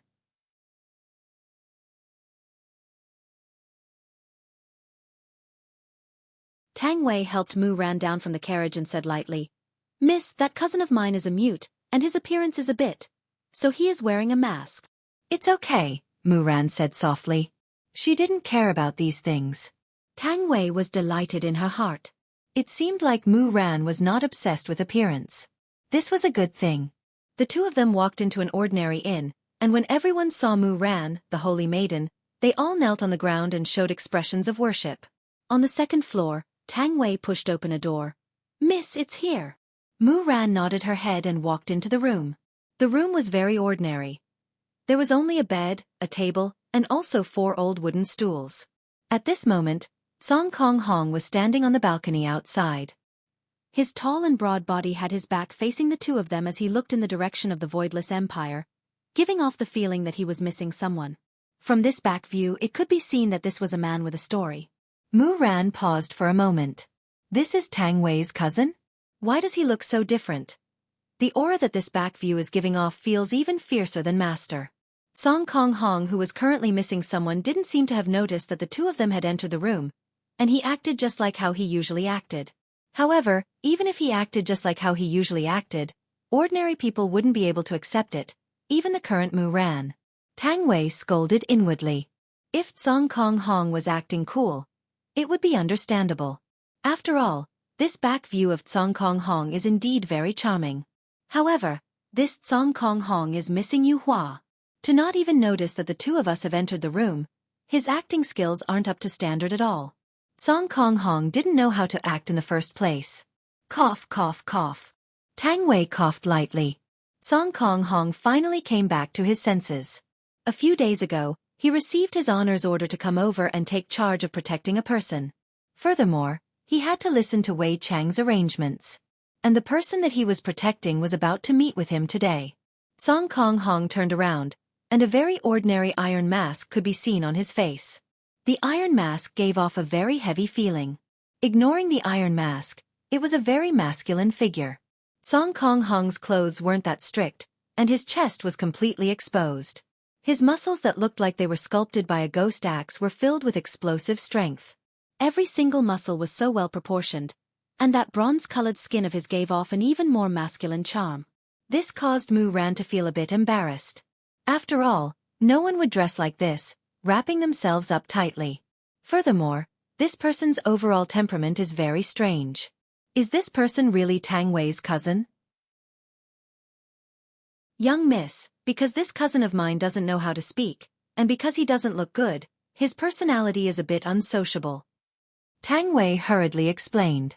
Hearing Tang Wei's explanation, Mu Ran felt slightly relieved. Mu Ran was able to understand why a person like Song Kong Hong would act so indifferently towards others in order to protect himself. Song Kong Hong also saw the person that he was protecting, but he didn't say anything. In Song Kong Hong's eyes, Mu Ran was no different from a pink skeleton. Furthermore, Mu Ran's height was only 1.62 meters, while Song Kong Hong was 2 meters tall. This was simply the cutest height difference. Very quickly, Mu Ran calmed down. Tang Wei, I want to ask your cousin about the matters regarding Ling Tai Kingdom. All right. Tang Wei nodded her head, then said to Song Kong Hong, Song Kong Hong, this is young miss. She wants to ask you about the matters regarding Ling Tai Kingdom. Song Kong Hong nodded her head, then picked up a pen and paper and started writing according to Wei Chang's script. Mu Ran quietly waited for Song Kong Hong to write, appearing to be very patient. After Song Kong Hong finished writing, Song Kong Hong passed the paper to Mu Ran. After Mu Ran saw the contents of the paper, her beautiful eyes froze. Right now, Ling Tai Kingdom can no longer be called Ling Tai Kingdom. It has been renamed to Wuxia Kingdom. To actually change its name to Kingdom, isn't this challenging the authority of Guda Principality? Mu Ran looked at Song Kong Hong and asked, what is the current situation regarding Wuxia Kingdom? Song Kong Hong continued writing. After Song Kong Hong finished writing, Mu Ran's brows tightly knitted together. The kingdom is prosperous and the people are at peace, and the kingdom has even expanded its borders. Isn't this? Are they courting death? If His Majesty were to hear about this matter, something bad would definitely happen. Just what kind of people are controlling Ling Tai Kingdom right now? Mu Ran felt that she had to go back and properly ponder over this matter. Tang Wei, you can't be thinking of going back right now, right? Tang Wei looked at Song Kong Hong. Mu Ran seemed to have understood what Tang Wei meant. How about this? You let cousin come to the residence and work together with Wei Chang. What do you think?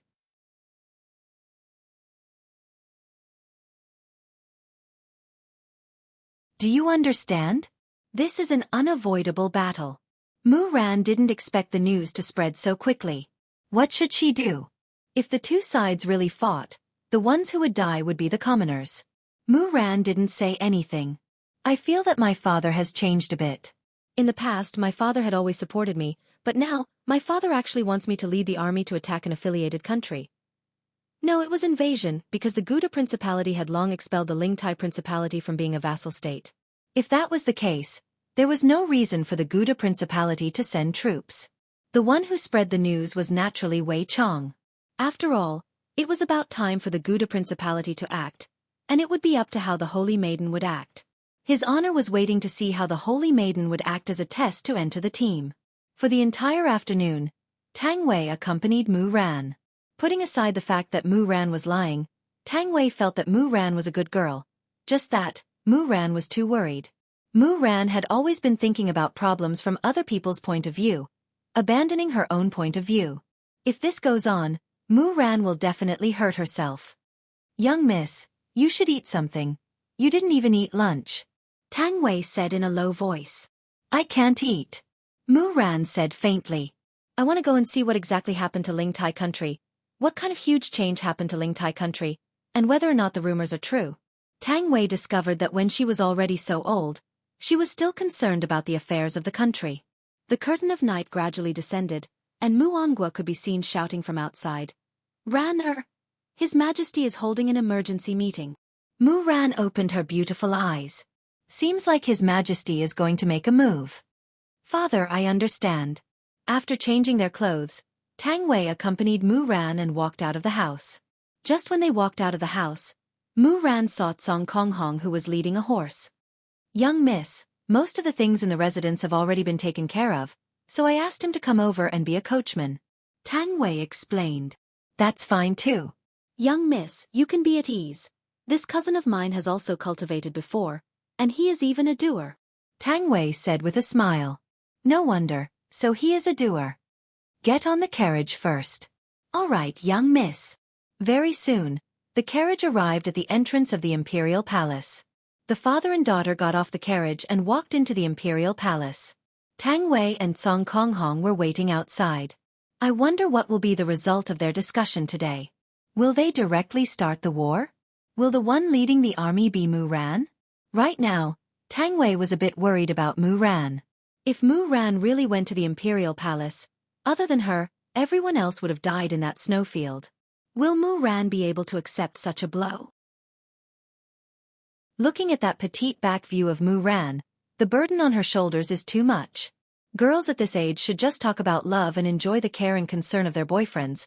But for me, different times create different people. The father and daughter walked into the palace, and on the way, they did not speak a single word. From the looks of it, they had a disagreement. Following Feng Yongzhang's arrival, everyone kneeled down and shouted, "Long live your majesty." My beloved subjects, please rise. Feng Yongzhang said gravely. Thank you, your majesty. The reason why I called all of you here tonight is because my spies have already verified the rumors. Speaking up to here, Feng Yongzhang paused for a moment, and the atmosphere immediately became tense. Wuxia Empire does indeed exist. Hearing what His Majesty said, everyone's expression sunk. This is a provocation. To actually establish an empire. Feng Yongzhang slammed onto the armrest of his throne. This Wuxia Empire sure has guts. To actually establish an empire without my consent. Do they even put me in their eyes? Ding Bowen cupped his hands and said, Your Majesty, Wuxia Empire is going against their superior. As long as the Saintess is willing to lead the army to the imperial palace, we will definitely take back the lost land. So despicable. 3 years ago, they already abolished Lingtai Kingdom's status as a subsidiary kingdom. And now, they are saying that Lingtai Kingdom lost land. They are too shameless. At the very least, Mu Ran thought so too. Feng Yongzhang waved his hand, and the head eunuch who was at the side shouted out, Xia Yu has an audience. Xia Yu could be seen walking into the palace while trembling with fear, then shouted out respectfully, Long live your majesty. Let me ask you, is Xia family the royal family of Lingtai Kingdom? Replying to your majesty, yes.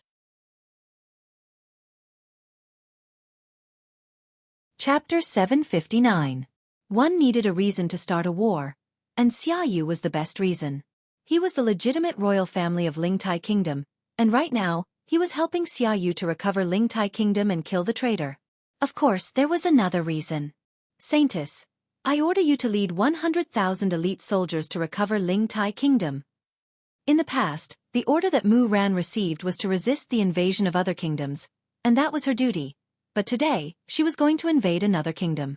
Mu Ran said respectfully, Your Majesty, Lingtai Kingdom was no longer a subsidiary kingdom of Guda Principality 3 years ago, so this is not recovering, this is an invasion. Hearing what Mu Ran said, everyone's expression changed. Saintess is openly offending His Majesty. This is a huge crime. Mu Ongwa's face was also deathly pale as expected. My daughter still said it. Ding Wenba grabbed onto the opportunity and shouted out angrily, Saintess, you dare to refuse His Majesty's order. And you are even disrespecting His Majesty. Feng Yongzhang's face was gloomy, but he was already furious in his heart. Mu Ran's position in his heart had long changed. Starting from Tiandao Doer, he no longer trusted her. I don't dare. Your Majesty, the situation is unclear right now. I hope that Your Majesty will allow me to go and negotiate by myself. Mu Ran's words caused everyone in the palace to start discussing amongst themselves. It was very easy for something to happen if she went to negotiate by herself, and she might even lose her life. This Saintess is too daring. Mu Ran just wanted to go and see if Wuxia Kingdom was good or bad, and if the commoners there had any complaints. If Wuxia Kingdom was ruthless, Mu Ran would have immediately led the army to attack, but if Wuxia Kingdom was thriving, and the commoners were living in peace and contentment, then why did they have to start a war? After all, Guda Principality no longer cared about Lingtai Kingdom 3 years ago, and there was no need for them to interfere now. Xia Yu, who was kneeling on the ground, cursed inwardly. His Majesty already said to let you lead the army. And you are actually disobeying the order and want to go alone. Feng Yongzhang pondered for a while, then said faintly, Saintess, have you made up your mind? Your Majesty, I have made up my mind. I hope that your Majesty will allow me to do so. Mu Ran knelt on the ground and said respectfully. All right. I will order you to negotiate with Wuxia Kingdom. Let's wait for the Saintess to come back. Then we can discuss it.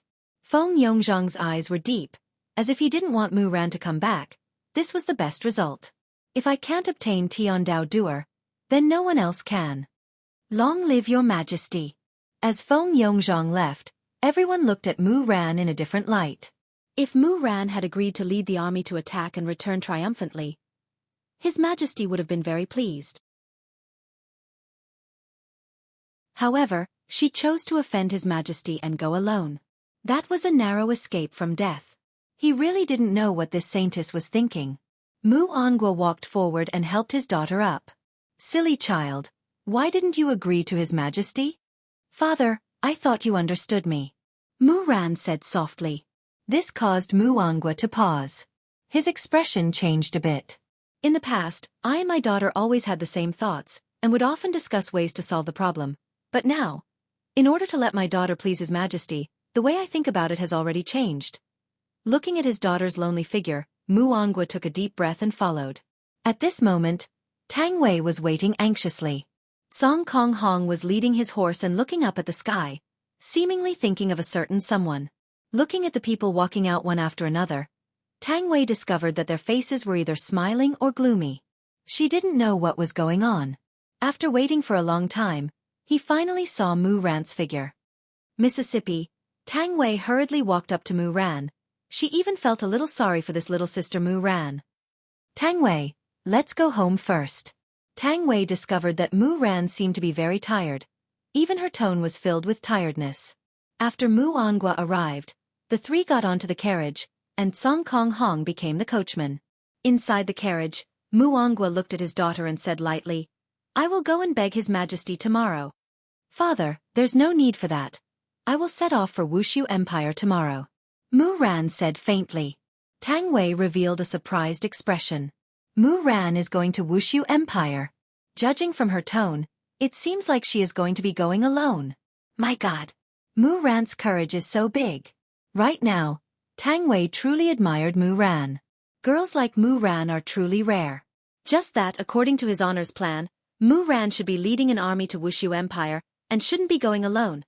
This is a bit troublesome. If you go. Mu Angua knew the consequences. If I go, I might not be able to see my daughter again. Father, don't tell Mother about this matter, in case she gets worried. You can be at ease, I will be fine. No matter what, I am still a Heaven's Laws doer. It won't be that easy for something to happen to me. Mu Ran appeared to be very confident, but this was all for her father to see. I don't even know what is going on in Wuxia Empire. This is no different from sending a sheep into a tiger's mouth. Right after Mu Ran finished speaking, the horse actually let out a neighing sound. Mu Ran's beautiful eyes became serious. Father Tang Wei, you two don't go out. After finished speaking, Mu Ran walked out of the carriage, and 10 black-clothed men could be seen in the surroundings. Each of the men was holding onto a shiny blade. They were emitting out ice-cold killing intent. Song Kong Hong stood beside the carriage and observed the situation indifferently. Doer sure. Mu Ran said gravely. I have a bad feeling about this. Doer sure is a high and mighty existence. How did they end up becoming assassins? One of the black-clothed men could be heard laughing. As expected of the Heaven's Laws Saint Doer, to be able to see through our strength with a single look. Who sent you here? Mu Ran asked coldly, although she didn't have much hope. So what if we know, so what if we don't know? That is no longer important. Kill. The black man shouted out coldly, and the black man immediately erupted with ferocious Doer Chi and attacked Mu Ran. Their target was very clear, and there was no hesitation at all. Meanwhile, Mu Ran's gaze darkened, and a green long sword condensed in her hand. Tang Wei, who was sitting inside the carriage, was a bit nervous. She wasn't nervous about herself, she was nervous about Mu Ran. With Song Kong Hong protecting her from outside, there shouldn't be any problem. However, Song Kong Hong currently has the strength of a doer sure. If she were to display her strength, it would be very easy for her to be discovered.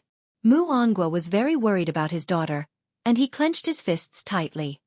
Song Kong Hong, protect the carriage properly. Leave this place to me.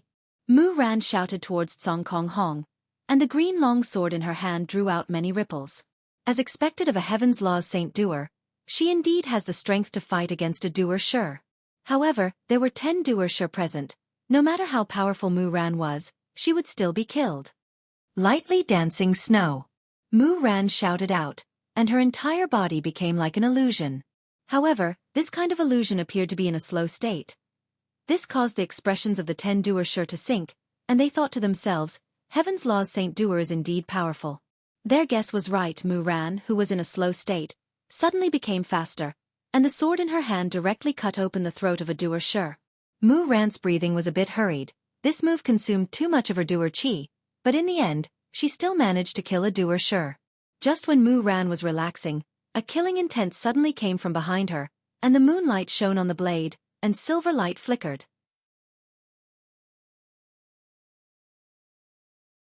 Chapter 760. However, at the same time, all of Mu Ran's escape routes were blocked by the 8 battle masters. Mu Ran could dodge this attack by force. But how was she going to dodge the other 8 attacks? These 10 people set up an inescapable net by sacrificing a battle master. Tonight, the fall of a young Heaven's Law Doja. And her Heaven's Law Doja would become someone else's tool. At this moment, Mu Ran also felt a bone-chilling coldness. I fell into their trap. I shouldn't have exploded my Dochi just now. But now, I am actually in such a passive position. What should I do? I can only resist. I have no other ideas. Just when Mu Ran was planning to risk her life, a huge figure appeared in front of her. That tall and straight figure blocked the moonlight. Mu Ran slightly raised her head and looked at the black figure. It was Song Kong Hong, who was wearing an iron mask. This beautiful scene suddenly appeared. Mu Ran's gaze carried a sense of loss as he looked at Song Hong. Song Hong's enormous body was like a large mountain that covered Mu Ran's front, appearing to be the toughest shield. In the air, 9 Do Shi's hands were holding blades as they hacked at Mu Ran. The silver-colored blade glows were filled with terrifying Do Chi. Tang Wei, who was sitting in the carriage, saw this scene. Because she was hesitating to act just now, she felt relieved when she saw Song Kong Hong. Originally, she was worried that they wouldn't be able to cross paths, but now, it seems like they are destined to be together. Song Kong Hong's current mood was very complicated. If I can poke them to death with just a finger. But Wei Chong said that I am currently in the realm of a battle master. If I poke them to death with just a finger, wouldn't I be exposed? This is his honor's plan. I can't expose it. This little thing is too weak, so I can only. Song Kong Hong had no choice but to pull Mu Ran, who was in a daze, over to him. His enormous body enveloped Mu Ran under his chest. Boom! All 9 blades landed on Song Kong Hong's back. In order to achieve the effect of a battle master, Song Kong Hong lowered his own defense to the lowest level. If not, they wouldn't even be able to cut his skin. Immediately, a wave of Do Chi swept out and spread out. The petite Mu Ran seemed to be able to feel the violent impact and could even hear the sound of flesh being cut open. Mu Ran also knew that this wasn't the time to be touched. Her petite body immediately moved away from Song Kong Hong and brandished the green long sword in her hand crazily. The 2 dumbfounded Do Shi were instantly killed. Why were they dumbfounded? Because they just witnessed an inconceivable scene. When the blade chopped the man's back, sparks actually appeared. Although it was only for a moment, it was still shocking. What was this person's skin made of? Under the full force attack of a Do Shi, sparks had actually appeared. Although his skin and flesh were still cut open in the end, the sparks were definitely not an illusion. Retreat! The leading Do Shi gave the order without hesitation. His intuition told him that this man was very terrifying, and the assassination attempt tonight could not continue. The remaining 7 Do Shis immediately disappeared into the dark night sky. Song Kong Hong also let out a breath of relief. According to the extent of my injuries, I shouldn't be able to stand up, so, blue sky red, collapsed. Tang Wei also heaved a sigh of relief. Just now, if those people didn't leave, it would be a troublesome matter. I reckon that Uncle Wei will have to send some kind-hearted black-clothed men away. A series of footsteps came from afar, and the defense army finally appeared. Saintess, please forgive us. the leader shouted out while trembling with fear. Mu Ran knitted her brows and raised her hand. With her petite body, Mu Ran actually carried Blue Sky Red on her back. Blue Sky Red's back that was dripping with blood was a ghastly sight. After placing the unconscious Blue Sky Red on the horse, Mu Ran drove the carriage and quickly returned home. Ran, are you all right? Mu Angua, who was in the carriage, asked. I'm fine. Mu Ran said gravely and looked at the reckless Blue Sky Red beside her. It's good that you are fine. Mu Angua let out a breath of relief. As long as my daughter is fine, I don't care about a coachman like Blue Sky Red. If she really died, I will definitely give her a sum of money. However, to Mu Ran, Blue Sky Red was her savior. If it wasn't for Blue Sky Red stopping her just now, it would probably be impossible for me to be sitting here and talking. After arriving at the Mu residence, Mu Ran directly jumped off the carriage and carried Blue Sky Red's huge body and ran into the Mu residence, leaving a trail of blood on the ground.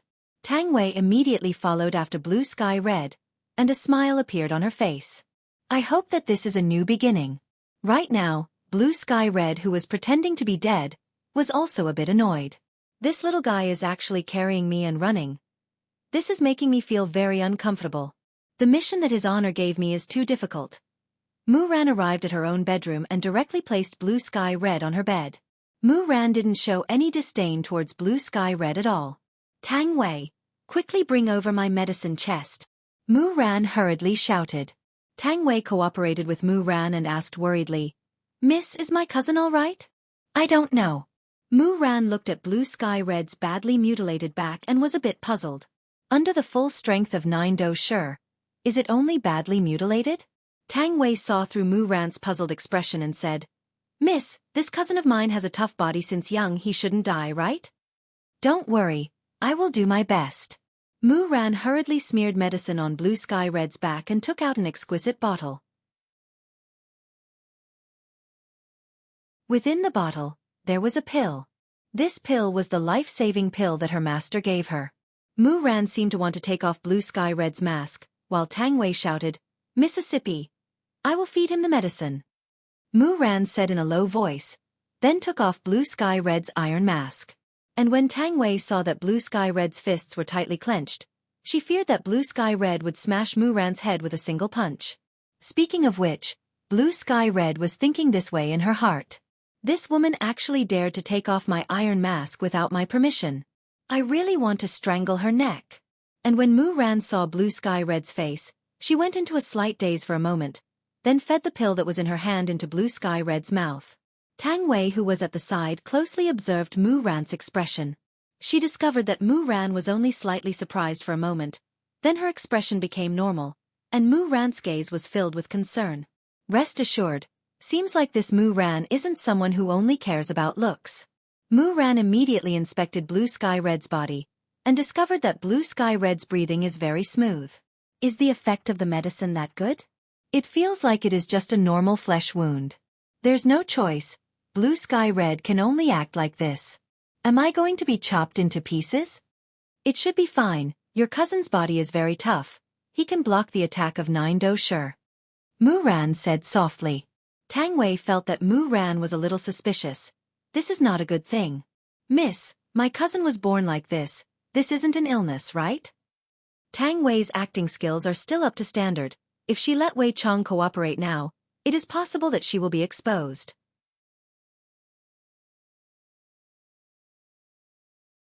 Chapter 761. Tang Wei was delighted. That would be my cousin's fortune. Right now, Song Kong Hong didn't even know what she should say anymore. Just how long is he going to protect me? Mu Ran did not say anything. She sat by the bed and observed Cerulean Red's condition. After a long time, she found that her condition had stabilized. Tang Wei, go back and rest first. Mu Ran said softly. Miss, let me go with you. It's fine. I'll just watch over here. Mu Ran felt that the other party was doing this to save her, so it was normal for him to take care of her. Of course, Tang Wei wouldn't be a third wheel. And miss, you should rest early too. Mu Ran nodded. Tang Wei walked out of the room and gently closed the door. If Firmament Hong was as good at flirting as Lai Gu, this Mu Ran would definitely not be able to escape from him. It was a pity that Song Kong Hong did not know how to speak at all. He was the kind of person who did not know how to flirt and could even kill a conversation. He didn't know if Mu Ran would like sky red. In the room, Mu Ran sat by the bed and observed from time to time. This wasn't love. It was a kind of gratitude. Although it was not to the extent of liking him, Mu Ran at least had a good impression of Blue Sky Hong.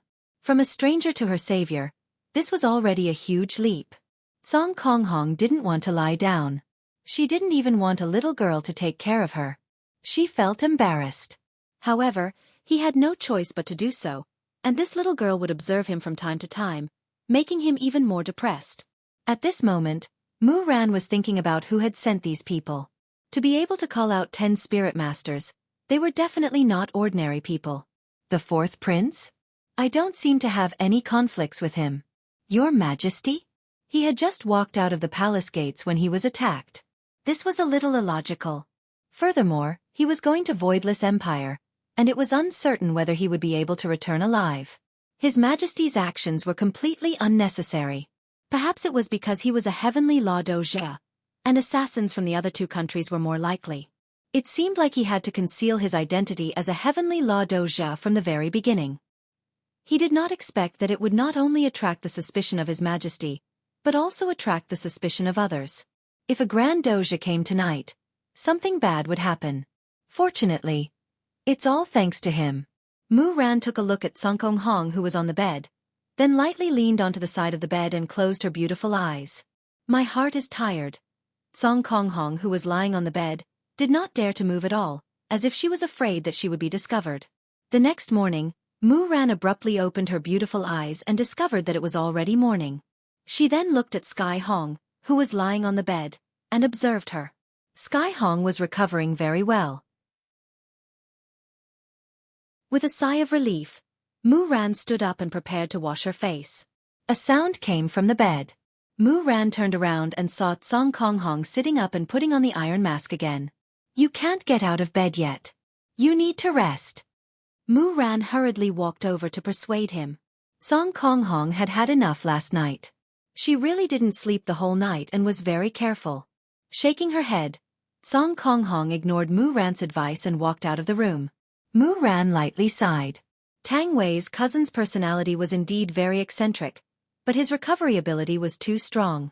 Or could it be that the medicinal pellet given by teacher was more powerful? Miss. At this time, Tang Wei came over with water and asked curiously. Your cousin seems to be almost recovered. Mu Ran still chose to believe in the power of the pill. That's great. I thank you on behalf of my cousin. No need, it was your cousin who saved me. I should be the one thanking you.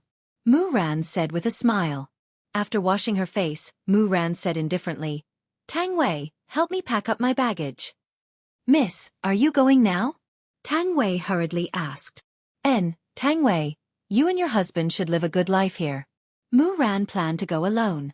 After all, this time, it was normal for her to die. Of course, Tang Wei wouldn't stay here. Miss, I'll go with you. Tang Wei, there's no need. It's very dangerous for me to go this time. Miss, I'm not afraid of danger. Mu Ran chuckled. Tang Wei, there's really no need. Miss, if you go alone, what will happen if there's no one to take care of you? Furthermore, I'm very familiar with that place. Furthermore, my cousin called us back. I also want to go and take a look. This is also on the way. Tang Wei forcefully explained. Mu Ran pondered for a moment before saying, After entering the city, don't follow me. It's very dangerous. Tang Wei happily agreed. Then go and prepare. We'll leave immediately. All right. Very few people knew that Mu Ran was going to Voidless Empire. In fact, only Mu Ongua went out to send her off. Her mother and little brother didn't know. Even when Mu Ran, the holy maiden, left the city gates, no one came to send her off. As for the assassin from last night, there was no follow-up explanation either. Mu Ran was a little disappointed. However, what she cared about was the commoners. Everything else could be ignored. In the back garden of the palace, King Feng Yongzhong was currently admiring flowers with Ding Wenbo following behind him. A young eunuch stood respectfully beside Feng Yongzhong and whispered a few words. Your Majesty, I presume that the Holy Maiden has already left the city. Ding Wenbo said respectfully. Feng Yongzhong held onto a pair of scissors and slowly trimmed the flowers. Who sent the assassin yesterday? It has been confirmed.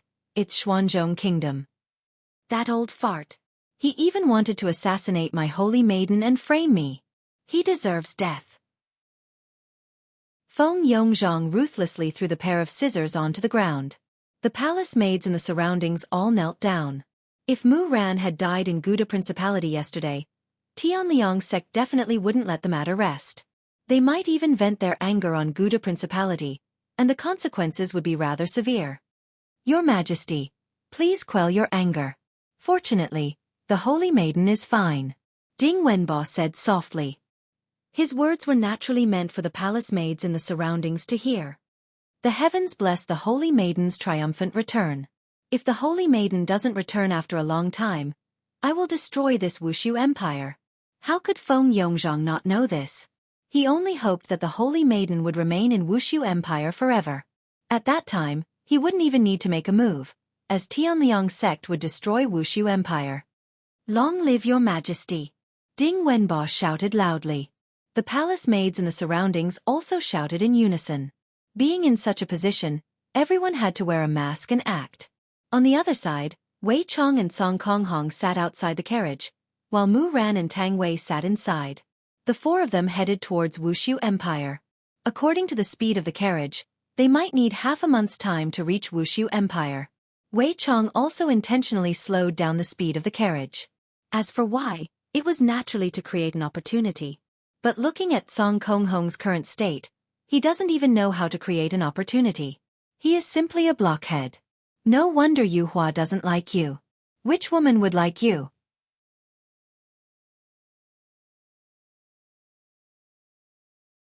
Chapter 762. Wasn't Tang Wei captured by me when I was chasing after her? If you want to chase after a girl, then you must be thick-skinned. If your skin is thin, then you should be single for life. It is impossible for you to wait for a girl to chase after you. Is your injury better? Mu Ran suddenly lifted the curtain and asked with concern. Song Konghong remained silent and nodded his head. He seemed to be very aloof. This wasn't because Song Kong was wearing red clothes. It was because of her personality that Yu Hua didn't like her. After all, every woman wanted to be cared for. Lai Gu expressed his concern, while Song Konghong only kept his concern in his heart and never expressed it out. Mu Ran didn't ask any more questions and returned to the carriage. Wei Chong shouted, "Idiot! This Mu Ran looks pretty good. Although her strength is not that high, she is definitely a good girl. She is definitely a good match for a fool like you." Tang Wei, who was sitting in the carriage, was also crying out at how stupid Yu Hua was. When a girl takes the initiative to show concern for you, you should at least show some gratitude. No wonder Yu Hua doesn't like you. You deserve it. Mu Ran didn't show any signs of disappointment. She just sat there quietly, thinking about the problem. Seeing that Mu Ran did not have any disappointed reaction, Tang Wei was a little anxious. It seemed that Mu Ran only treated Sky Red as her savior and did not have any other thoughts. Sigh. He felt that it was hopeless. The carriage slowly drove on the road, and Wei Chong reported the situation here to his honor. When Yi Hua heard Wei Chang's report, he was very happy and praised Wei Chong. A war is definitely going to start soon, and it is time for Wuxia Empire to shock Northern Liang Empire. This was just a small step for the main body. The path of revenge had just begun. Meanwhile, Yi Hua also inquired about Blue Sky Red situation to see if there was any progress. When he heard Wei Chong say that Song Konghong was injured in order to save Mu Ran last night, this caused Yi Hua to feel a little gratified. At least, this Song Hong isn't a fool. However, in the next moment, Yi Hua dispelled the thought that he had just had. Yi Hua felt that it was normal for Yu Hua to not like Song Konghong. With a personality like Song Konghong's, it would be impossible for him to obtain a girl's favor.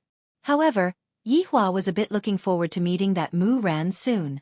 I want to see just how capable this Mu Ran is, to be able to be hyped up by Wei Chang's words.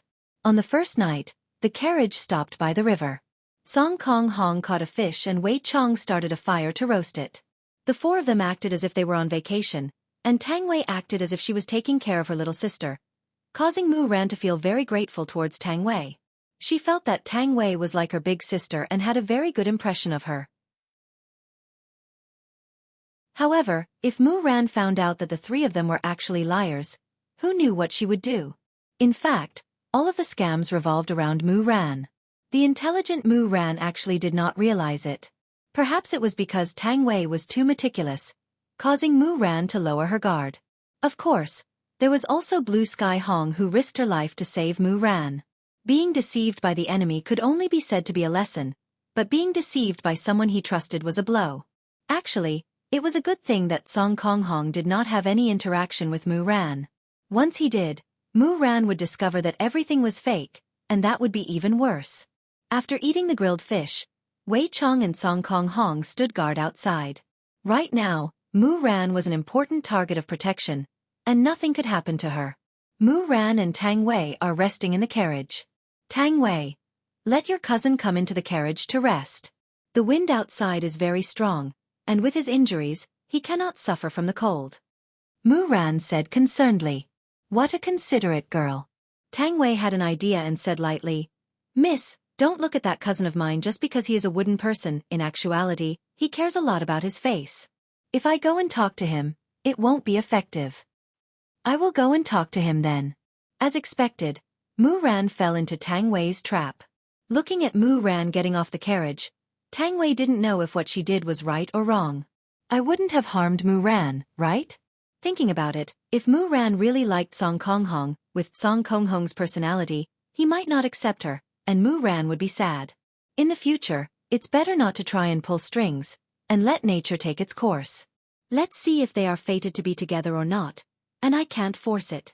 Song Kong Hong was sitting cross-legged on a big rock at the side and seemed to be cultivating. Hearing the slight footsteps beside him, Song Kong Hong opened his eyes. Mu Ran looked at Song Kong Hong's enormous body and thought back to last night. This body enveloped me, and at that time, it seemed to be very safe. Song Kong Hong, the wind here is strong. You should go and rest in the carriage. Cold wind would howl during the night in northern Liang, and it was indeed rather cold. Furthermore, this was a plain, and the wind was even stronger. After hearing Mu Ran's words, Song Kong Hong shook his head and continued to close his eyes, seemingly not willing to pay attention to Mu Ran. Mu Ran felt that Song Kong Hong's behavior was normal. Thus, Mu Ran didn't leave and sat on the other side of the big rock. Actually, when I was young, I didn't like to talk either. Mu Ran said in a low voice while slightly looking at the starry sky. Song Kong Hong heard Mu Ran's words, but he still remained silent. He even recalled that a long time ago, Yu Hua had also been like this, speaking her mind to me. Since you don't like me, why are you speaking your mind? Could it be that I, Song Kong Hong, am just a listener? I am not willing to be a listener. Mu Ran didn't know what Song Kong Hong was thinking in his heart, and he didn't feel any abnormalities. Mu Ran seemed to be consoling Song Kong Hong, telling him to have confidence, and not to lock himself up. Some children don't like to play with me, and even my brother doesn't like to play with me. He said that I am a boring person. Mu Ran laughed bitterly. My childhood is truly not that good. As I slowly grew up, there were indeed people who played with me. However, I know that they did it with an ulterior motive. As Mu Ran spoke, the tone of his words seemed to have changed.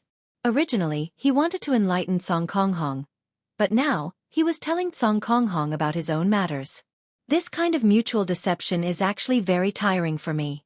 Even when I was in Tian Liang's sect, I didn't experience something like this.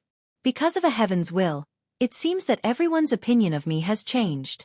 If I had known that it would be like this, I wouldn't have gone to snatch that heaven's will. Mu Ran paused for a moment. Why am I talking about myself? Didn't I want to enlighten him? I still haven't thanked you. Thank you for saving me last night. If it wasn't for you, I wouldn't be sitting here and talking to you right now. Thank you. You are really a good listener. Mu Ran's last sentence made Song Kong Hong think of Yu Hua. I remember that Yu Hua had also said this sentence before. Song Kong Hong immediately jumped down from the big rock, then leaned against the bonfire and laid down. His meaning was very clear. I don't want to listen to you, and I don't want to be a listener. Mu Ran didn't know why Song Kong Hong suddenly got angry. Could it be that he said something wrong just now? But it doesn't feel like he said anything wrong. Looking at Song Kong Hong, Mu Ran pursed his lips and walked into the carriage. Tang Wei also heard what Mu Ran said just now. She cursed Song Konghong in her heart. You have already lived for over 10,000 years. Why are you still so childish? It's not like Mu Ran intentionally brought up your sad matters.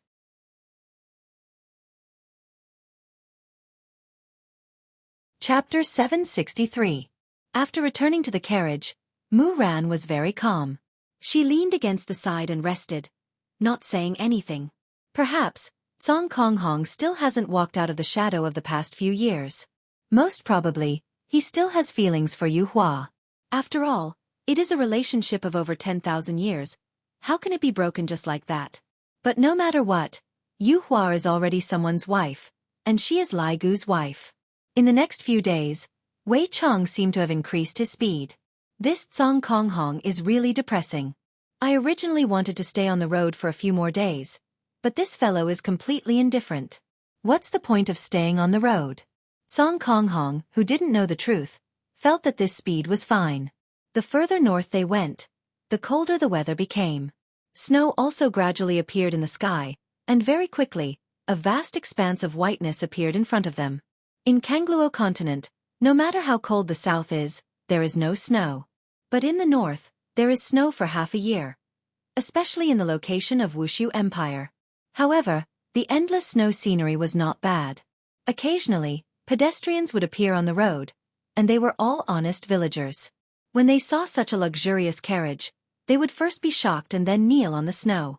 When the carriage disappeared, only then did they stand up. However, their pants were already wet from the snow. This was how it was in Kangluo continent. After more than 10 days of bumpy travel, they were about to reach Wuxia Empire. Mu Ran pulled open the curtain of the carriage and observed the expressions of the pedestrians. She discovered that the pedestrians were all smiling and chatting happily. If this Wuxia Empire is a ghost city, how can there be so many people here, and all of them are very happy? Seems like this Wuxia Empire should be a good country. I am looking forward to meeting the king. Suddenly, a clamor came into the carriage from outside. What's wrong? Mu Ran asked curiously. Miss, come down and you will know. Wei Chong smiled. Looking at Wuxia Empire from this angle is very refreshing. Its grandeur is even greater than those countries in Heavenly God realm.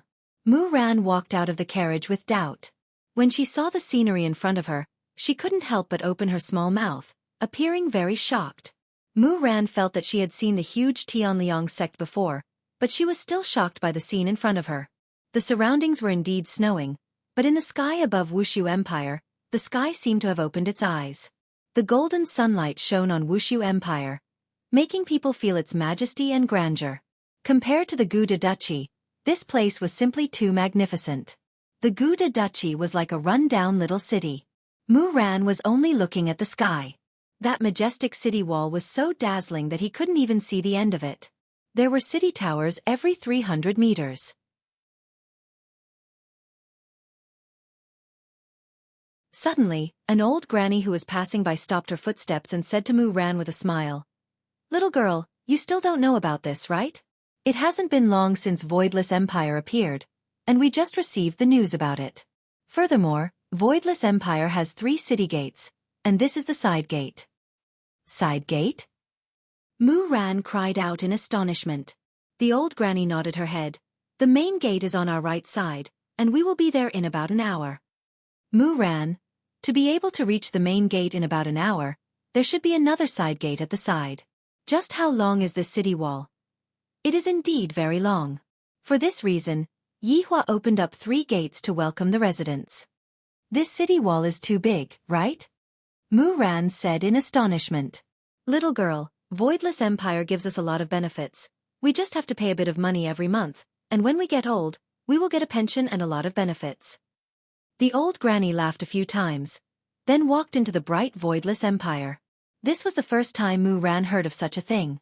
Pay a bit of money, and when we get old, we will be able to get a pension. This is very novel. The 4 walked to the bottom of the city wall, and Mu Ran sized up the guards on both sides of the city wall. Whether a country's military strength was strong or not, one could look at the guards. However, these 2 rows of white-armored warriors gave Mu Ran a very strong feeling.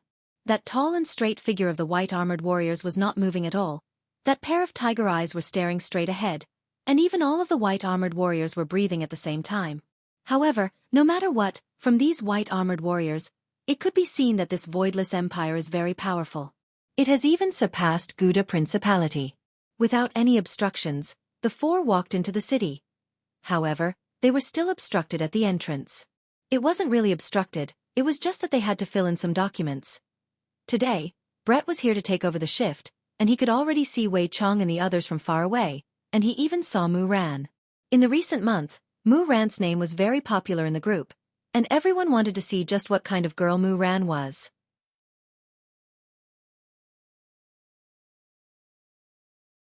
Chapter 764.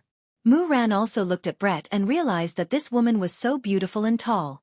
It was a pity that her body was a bit petite. She really envied these girls with good figures. Miss, what is the meaning of this? Mu Ran looked at the information on the table. Brett was also bored at home, so he replaced Guan Yenxin today. This is the information that every person who enters the city has to fill in.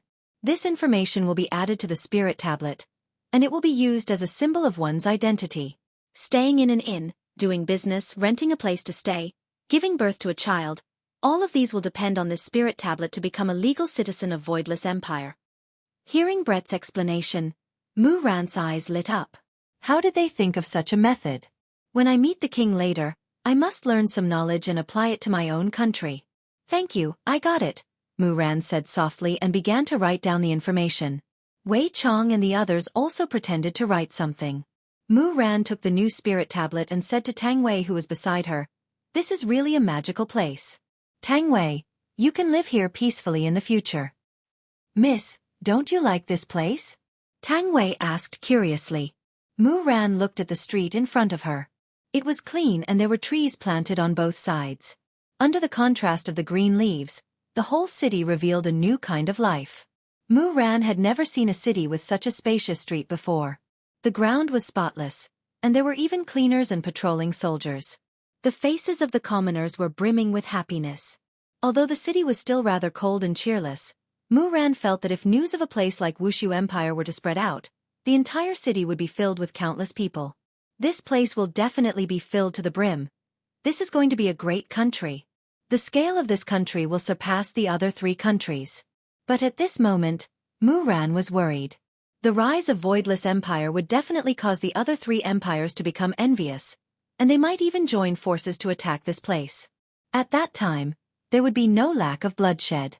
Mu Ran dared to guarantee that those kings would definitely do such a thing. "Tang Wei, you guys find a place to stay first. I will go and have an audience with him," Mu Ran said softly. Tang Wei said worriedly, "How can we do that? We are already here. We must follow Miss." "Tang Wei, we had an agreement," Mu Ran said in a low voice. "I don't care if something happens to Miss, I don't want to live anymore." When Wei Chong heard his wife's words, he blushed with shame. "Your acting is a little too exaggerated." Mu Ran was also touched. She had only been together with Tang Wei for a month, but she could deeply feel Tang Wei's care. "Tang Wei, thank you, but I still hope that you and Wei Chong can live a good life. Don't follow me and take risks." "Miss, without you, Uncle Wei and I wouldn't even be able to enter the city. We can't repay such a great kindness. Miss, we will always be by your side." Why does Wei Chong feel that his wife doesn't seem to be acting anymore? She seems to have gotten into character a bit. Tang Wei was indeed a little immersed in her role and treated Mu Ran as her younger sister. Mu Ran also had a headache.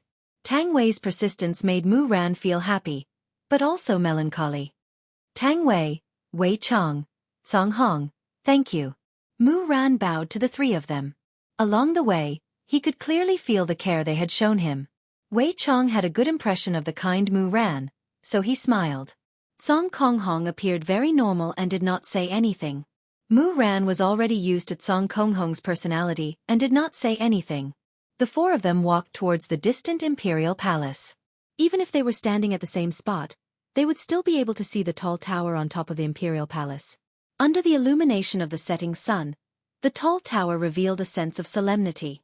Mu Ran was clearly right in front of them, yet they walked all the way until night fell.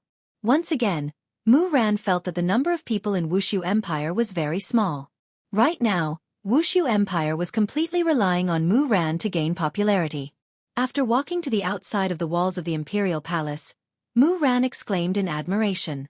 This should be a city within a city, right? I feel that just a single imperial palace of Wuxia Empire is already as big as Gouda Principality.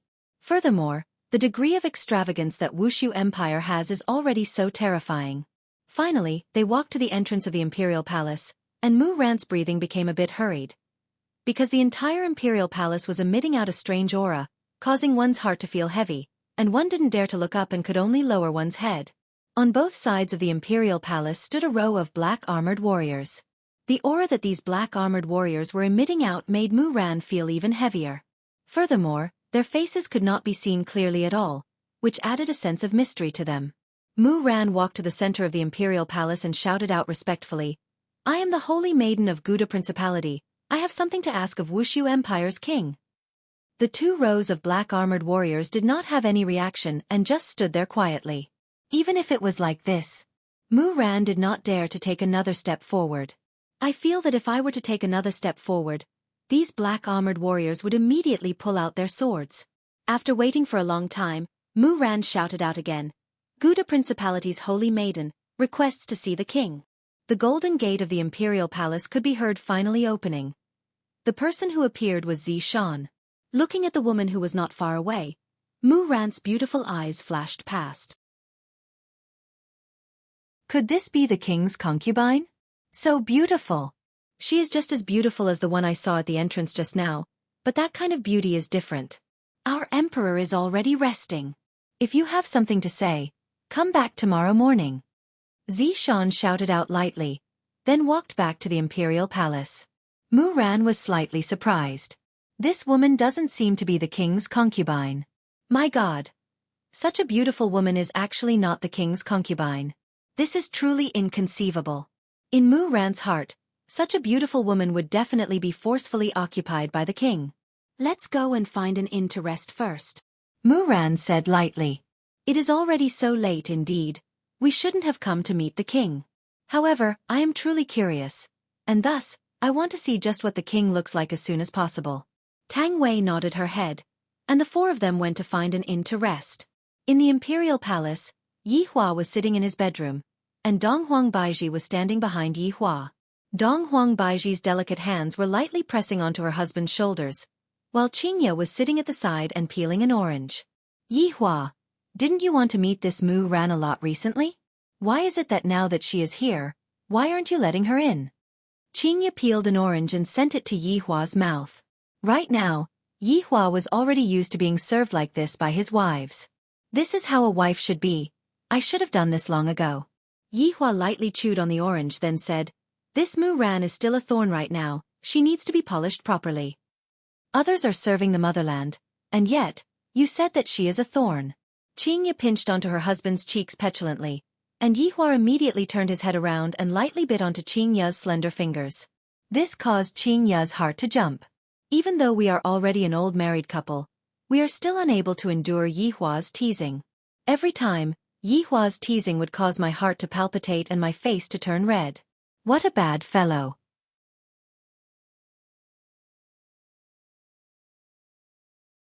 Chapter 765. Yi Hua slightly sucked on Qingya's finger, then said with a smile, "Think of a good show tomorrow and test this Mu Ran. You, a girl risked her life to come here, yet you are bullying her." Dong Huang Baiji said with a smile. Yi Hua's gaze became serious, and he said in a low voice, "Since you risked your life to come here, then you should be prepared to die at any moment." Don't Qingya and Dong Huang Baiji know about Yi Hua's personality?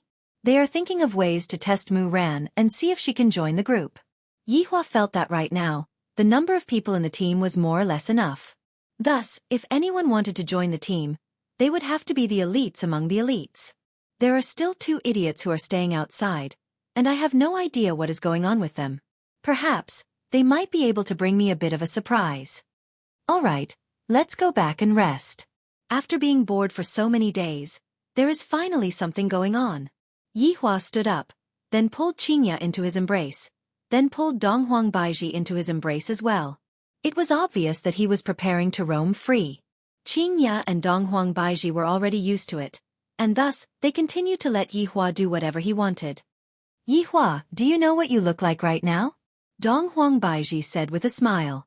Yi Hua hugged onto his wife and asked curiously, what does it look like? Qingye said sweetly, tyrant. Yi Hua went into a slight daze, then laughed out loud. All right. I like this title. Qingye, Dong Huang Baiji. The arrival of Gu de Principality's Saintess to Wushu Empire had caused quite a bit of a commotion. After all, Wushu Empire was also a vassal state of Gu de Principality in the past, and the reason why the Saintess came to Wushu Empire was most likely also because of this matter. However, seeing such a powerful voidless empire, all of the citizens seemed to believe that voidless empire would be invincible.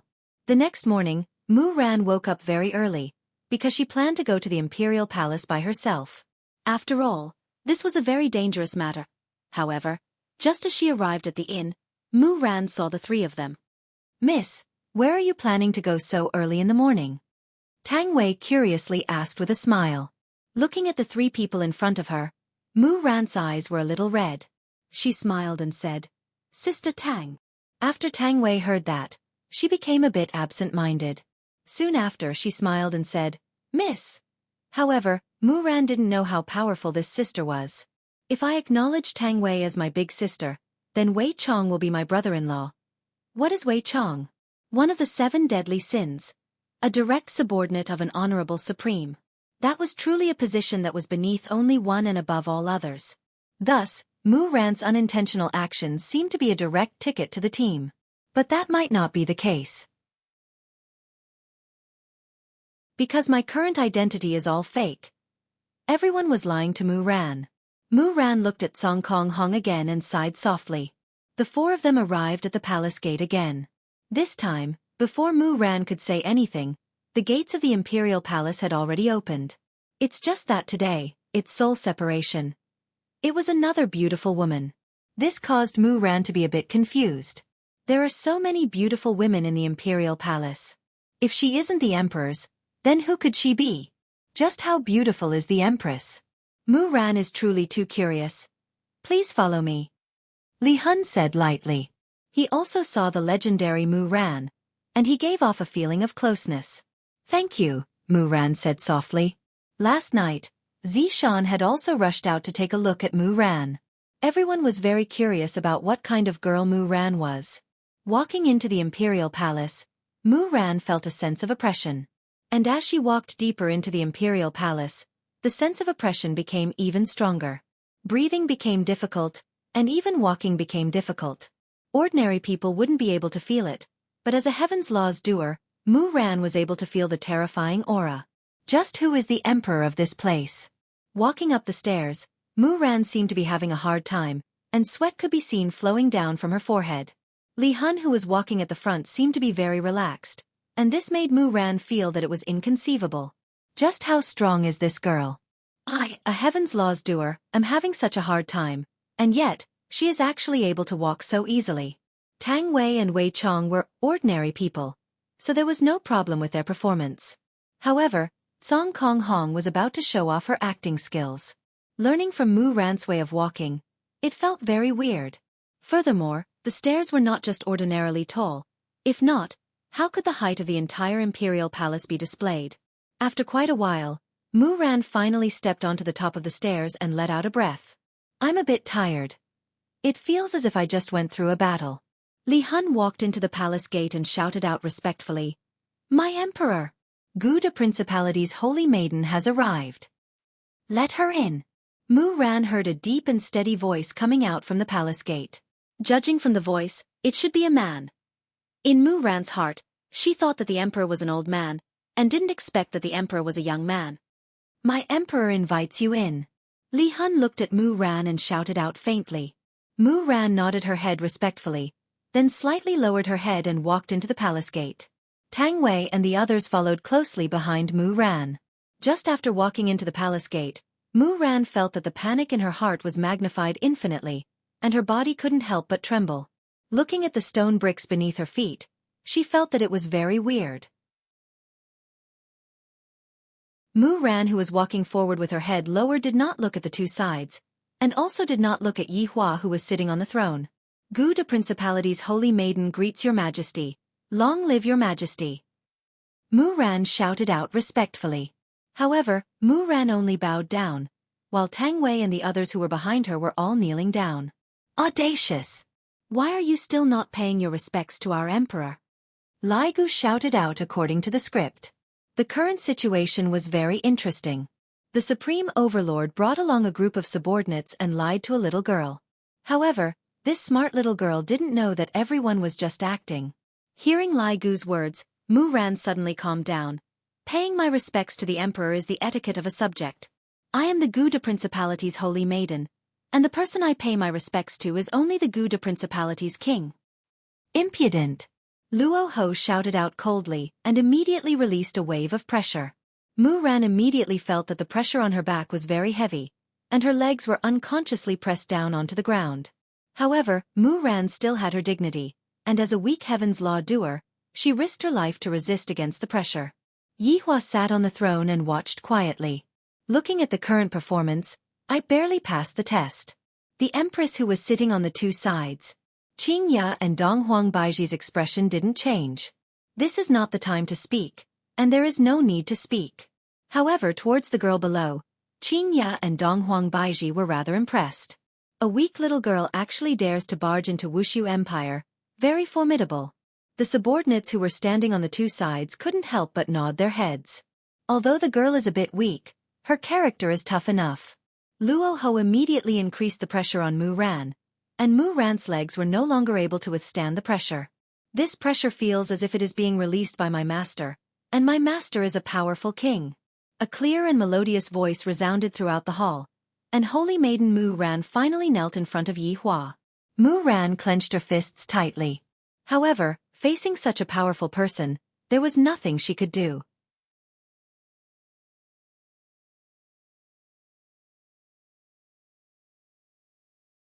Chapter 766. All of the subordinates were slightly startled. As expected of a girl with character, to actually dare to rebuke his honor, her guts are not ordinary. What? Do you have a problem with me? Yi Hua placed both of his hands on the dragon claws and asked lightly. Mu Ran, who was firmly pressed on the ground, said in a tender voice, "It's not that I have an opinion, I'm just disappointed." Yi Hua, Qing Ya and Dong Huang Baiji were almost unable to hold back their laughter. Who asked you to act cool in front of others? Look at what happened now. You are now unable to get out of this embarrassing situation. The group of subordinates remained silent. This seemed to have deviated from the script. They didn't expect Mu Ran to actually dare to say it. Raise your head. Yi Hua waved his hand and had Luo Ho release the pressure that he was exerting on Mu Ran. Mu Ran, who was kneeling on the ground, felt her whole body relax, but she still maintained her posture, as if she was very stubborn. This emperor wants you to raise your head. Didn't you hear me? Yi Hua said gravely. This Mu Ran indeed has a personality. She is actually not afraid of me at all. If it was someone else, they would have long been scared to the point that they peed their pants. This time, Mu Ran did not resist. She slowly raised her head and saw the curious emperor. The first impression that Yi Hua gave Mu Ran was evil chi. This man's appearance was indescribably stunning. His face seemed to be the product of meticulous sculpting. His handsomeness contained a unique beauty, and he was very young. This was different from the emperor he had imagined. And he also saw the empress. Although Mu Ran didn't know who was the queen, she felt that they were the most beautiful women she had ever seen. Their beauty couldn't be described with words. She felt that such perfect women shouldn't exist. When the three of them sat on top, they were simply too compatible. Furthermore, Mu Ran was also sizing up both sides with the corner of her eyes. There aren't any officials around. He also saw the three girls in the group. One of them was the one he saw at the city gate yesterday, the other one was last night, and the last one was the one who had just brought him in. Although they were also very beautiful, compared to the two women on the stage, they were still slightly inferior. Furthermore, there were actually two children in this group of people. The ones Mu Ran saw should be Yi Zizi and Kai Yun. Their bodies were no different from children. There were even green and red, and scarecrows. And the undead. There were also many beautiful women. Just what kind of country is this? There are no officials, there are only this kind of people, so strange. Tell me, which part of you are disappointed in me? Yi Hua asked again. Mu Ran let out a small sigh of relief. When I entered the city, The emperor admired you very much. Your system made this place very perfect.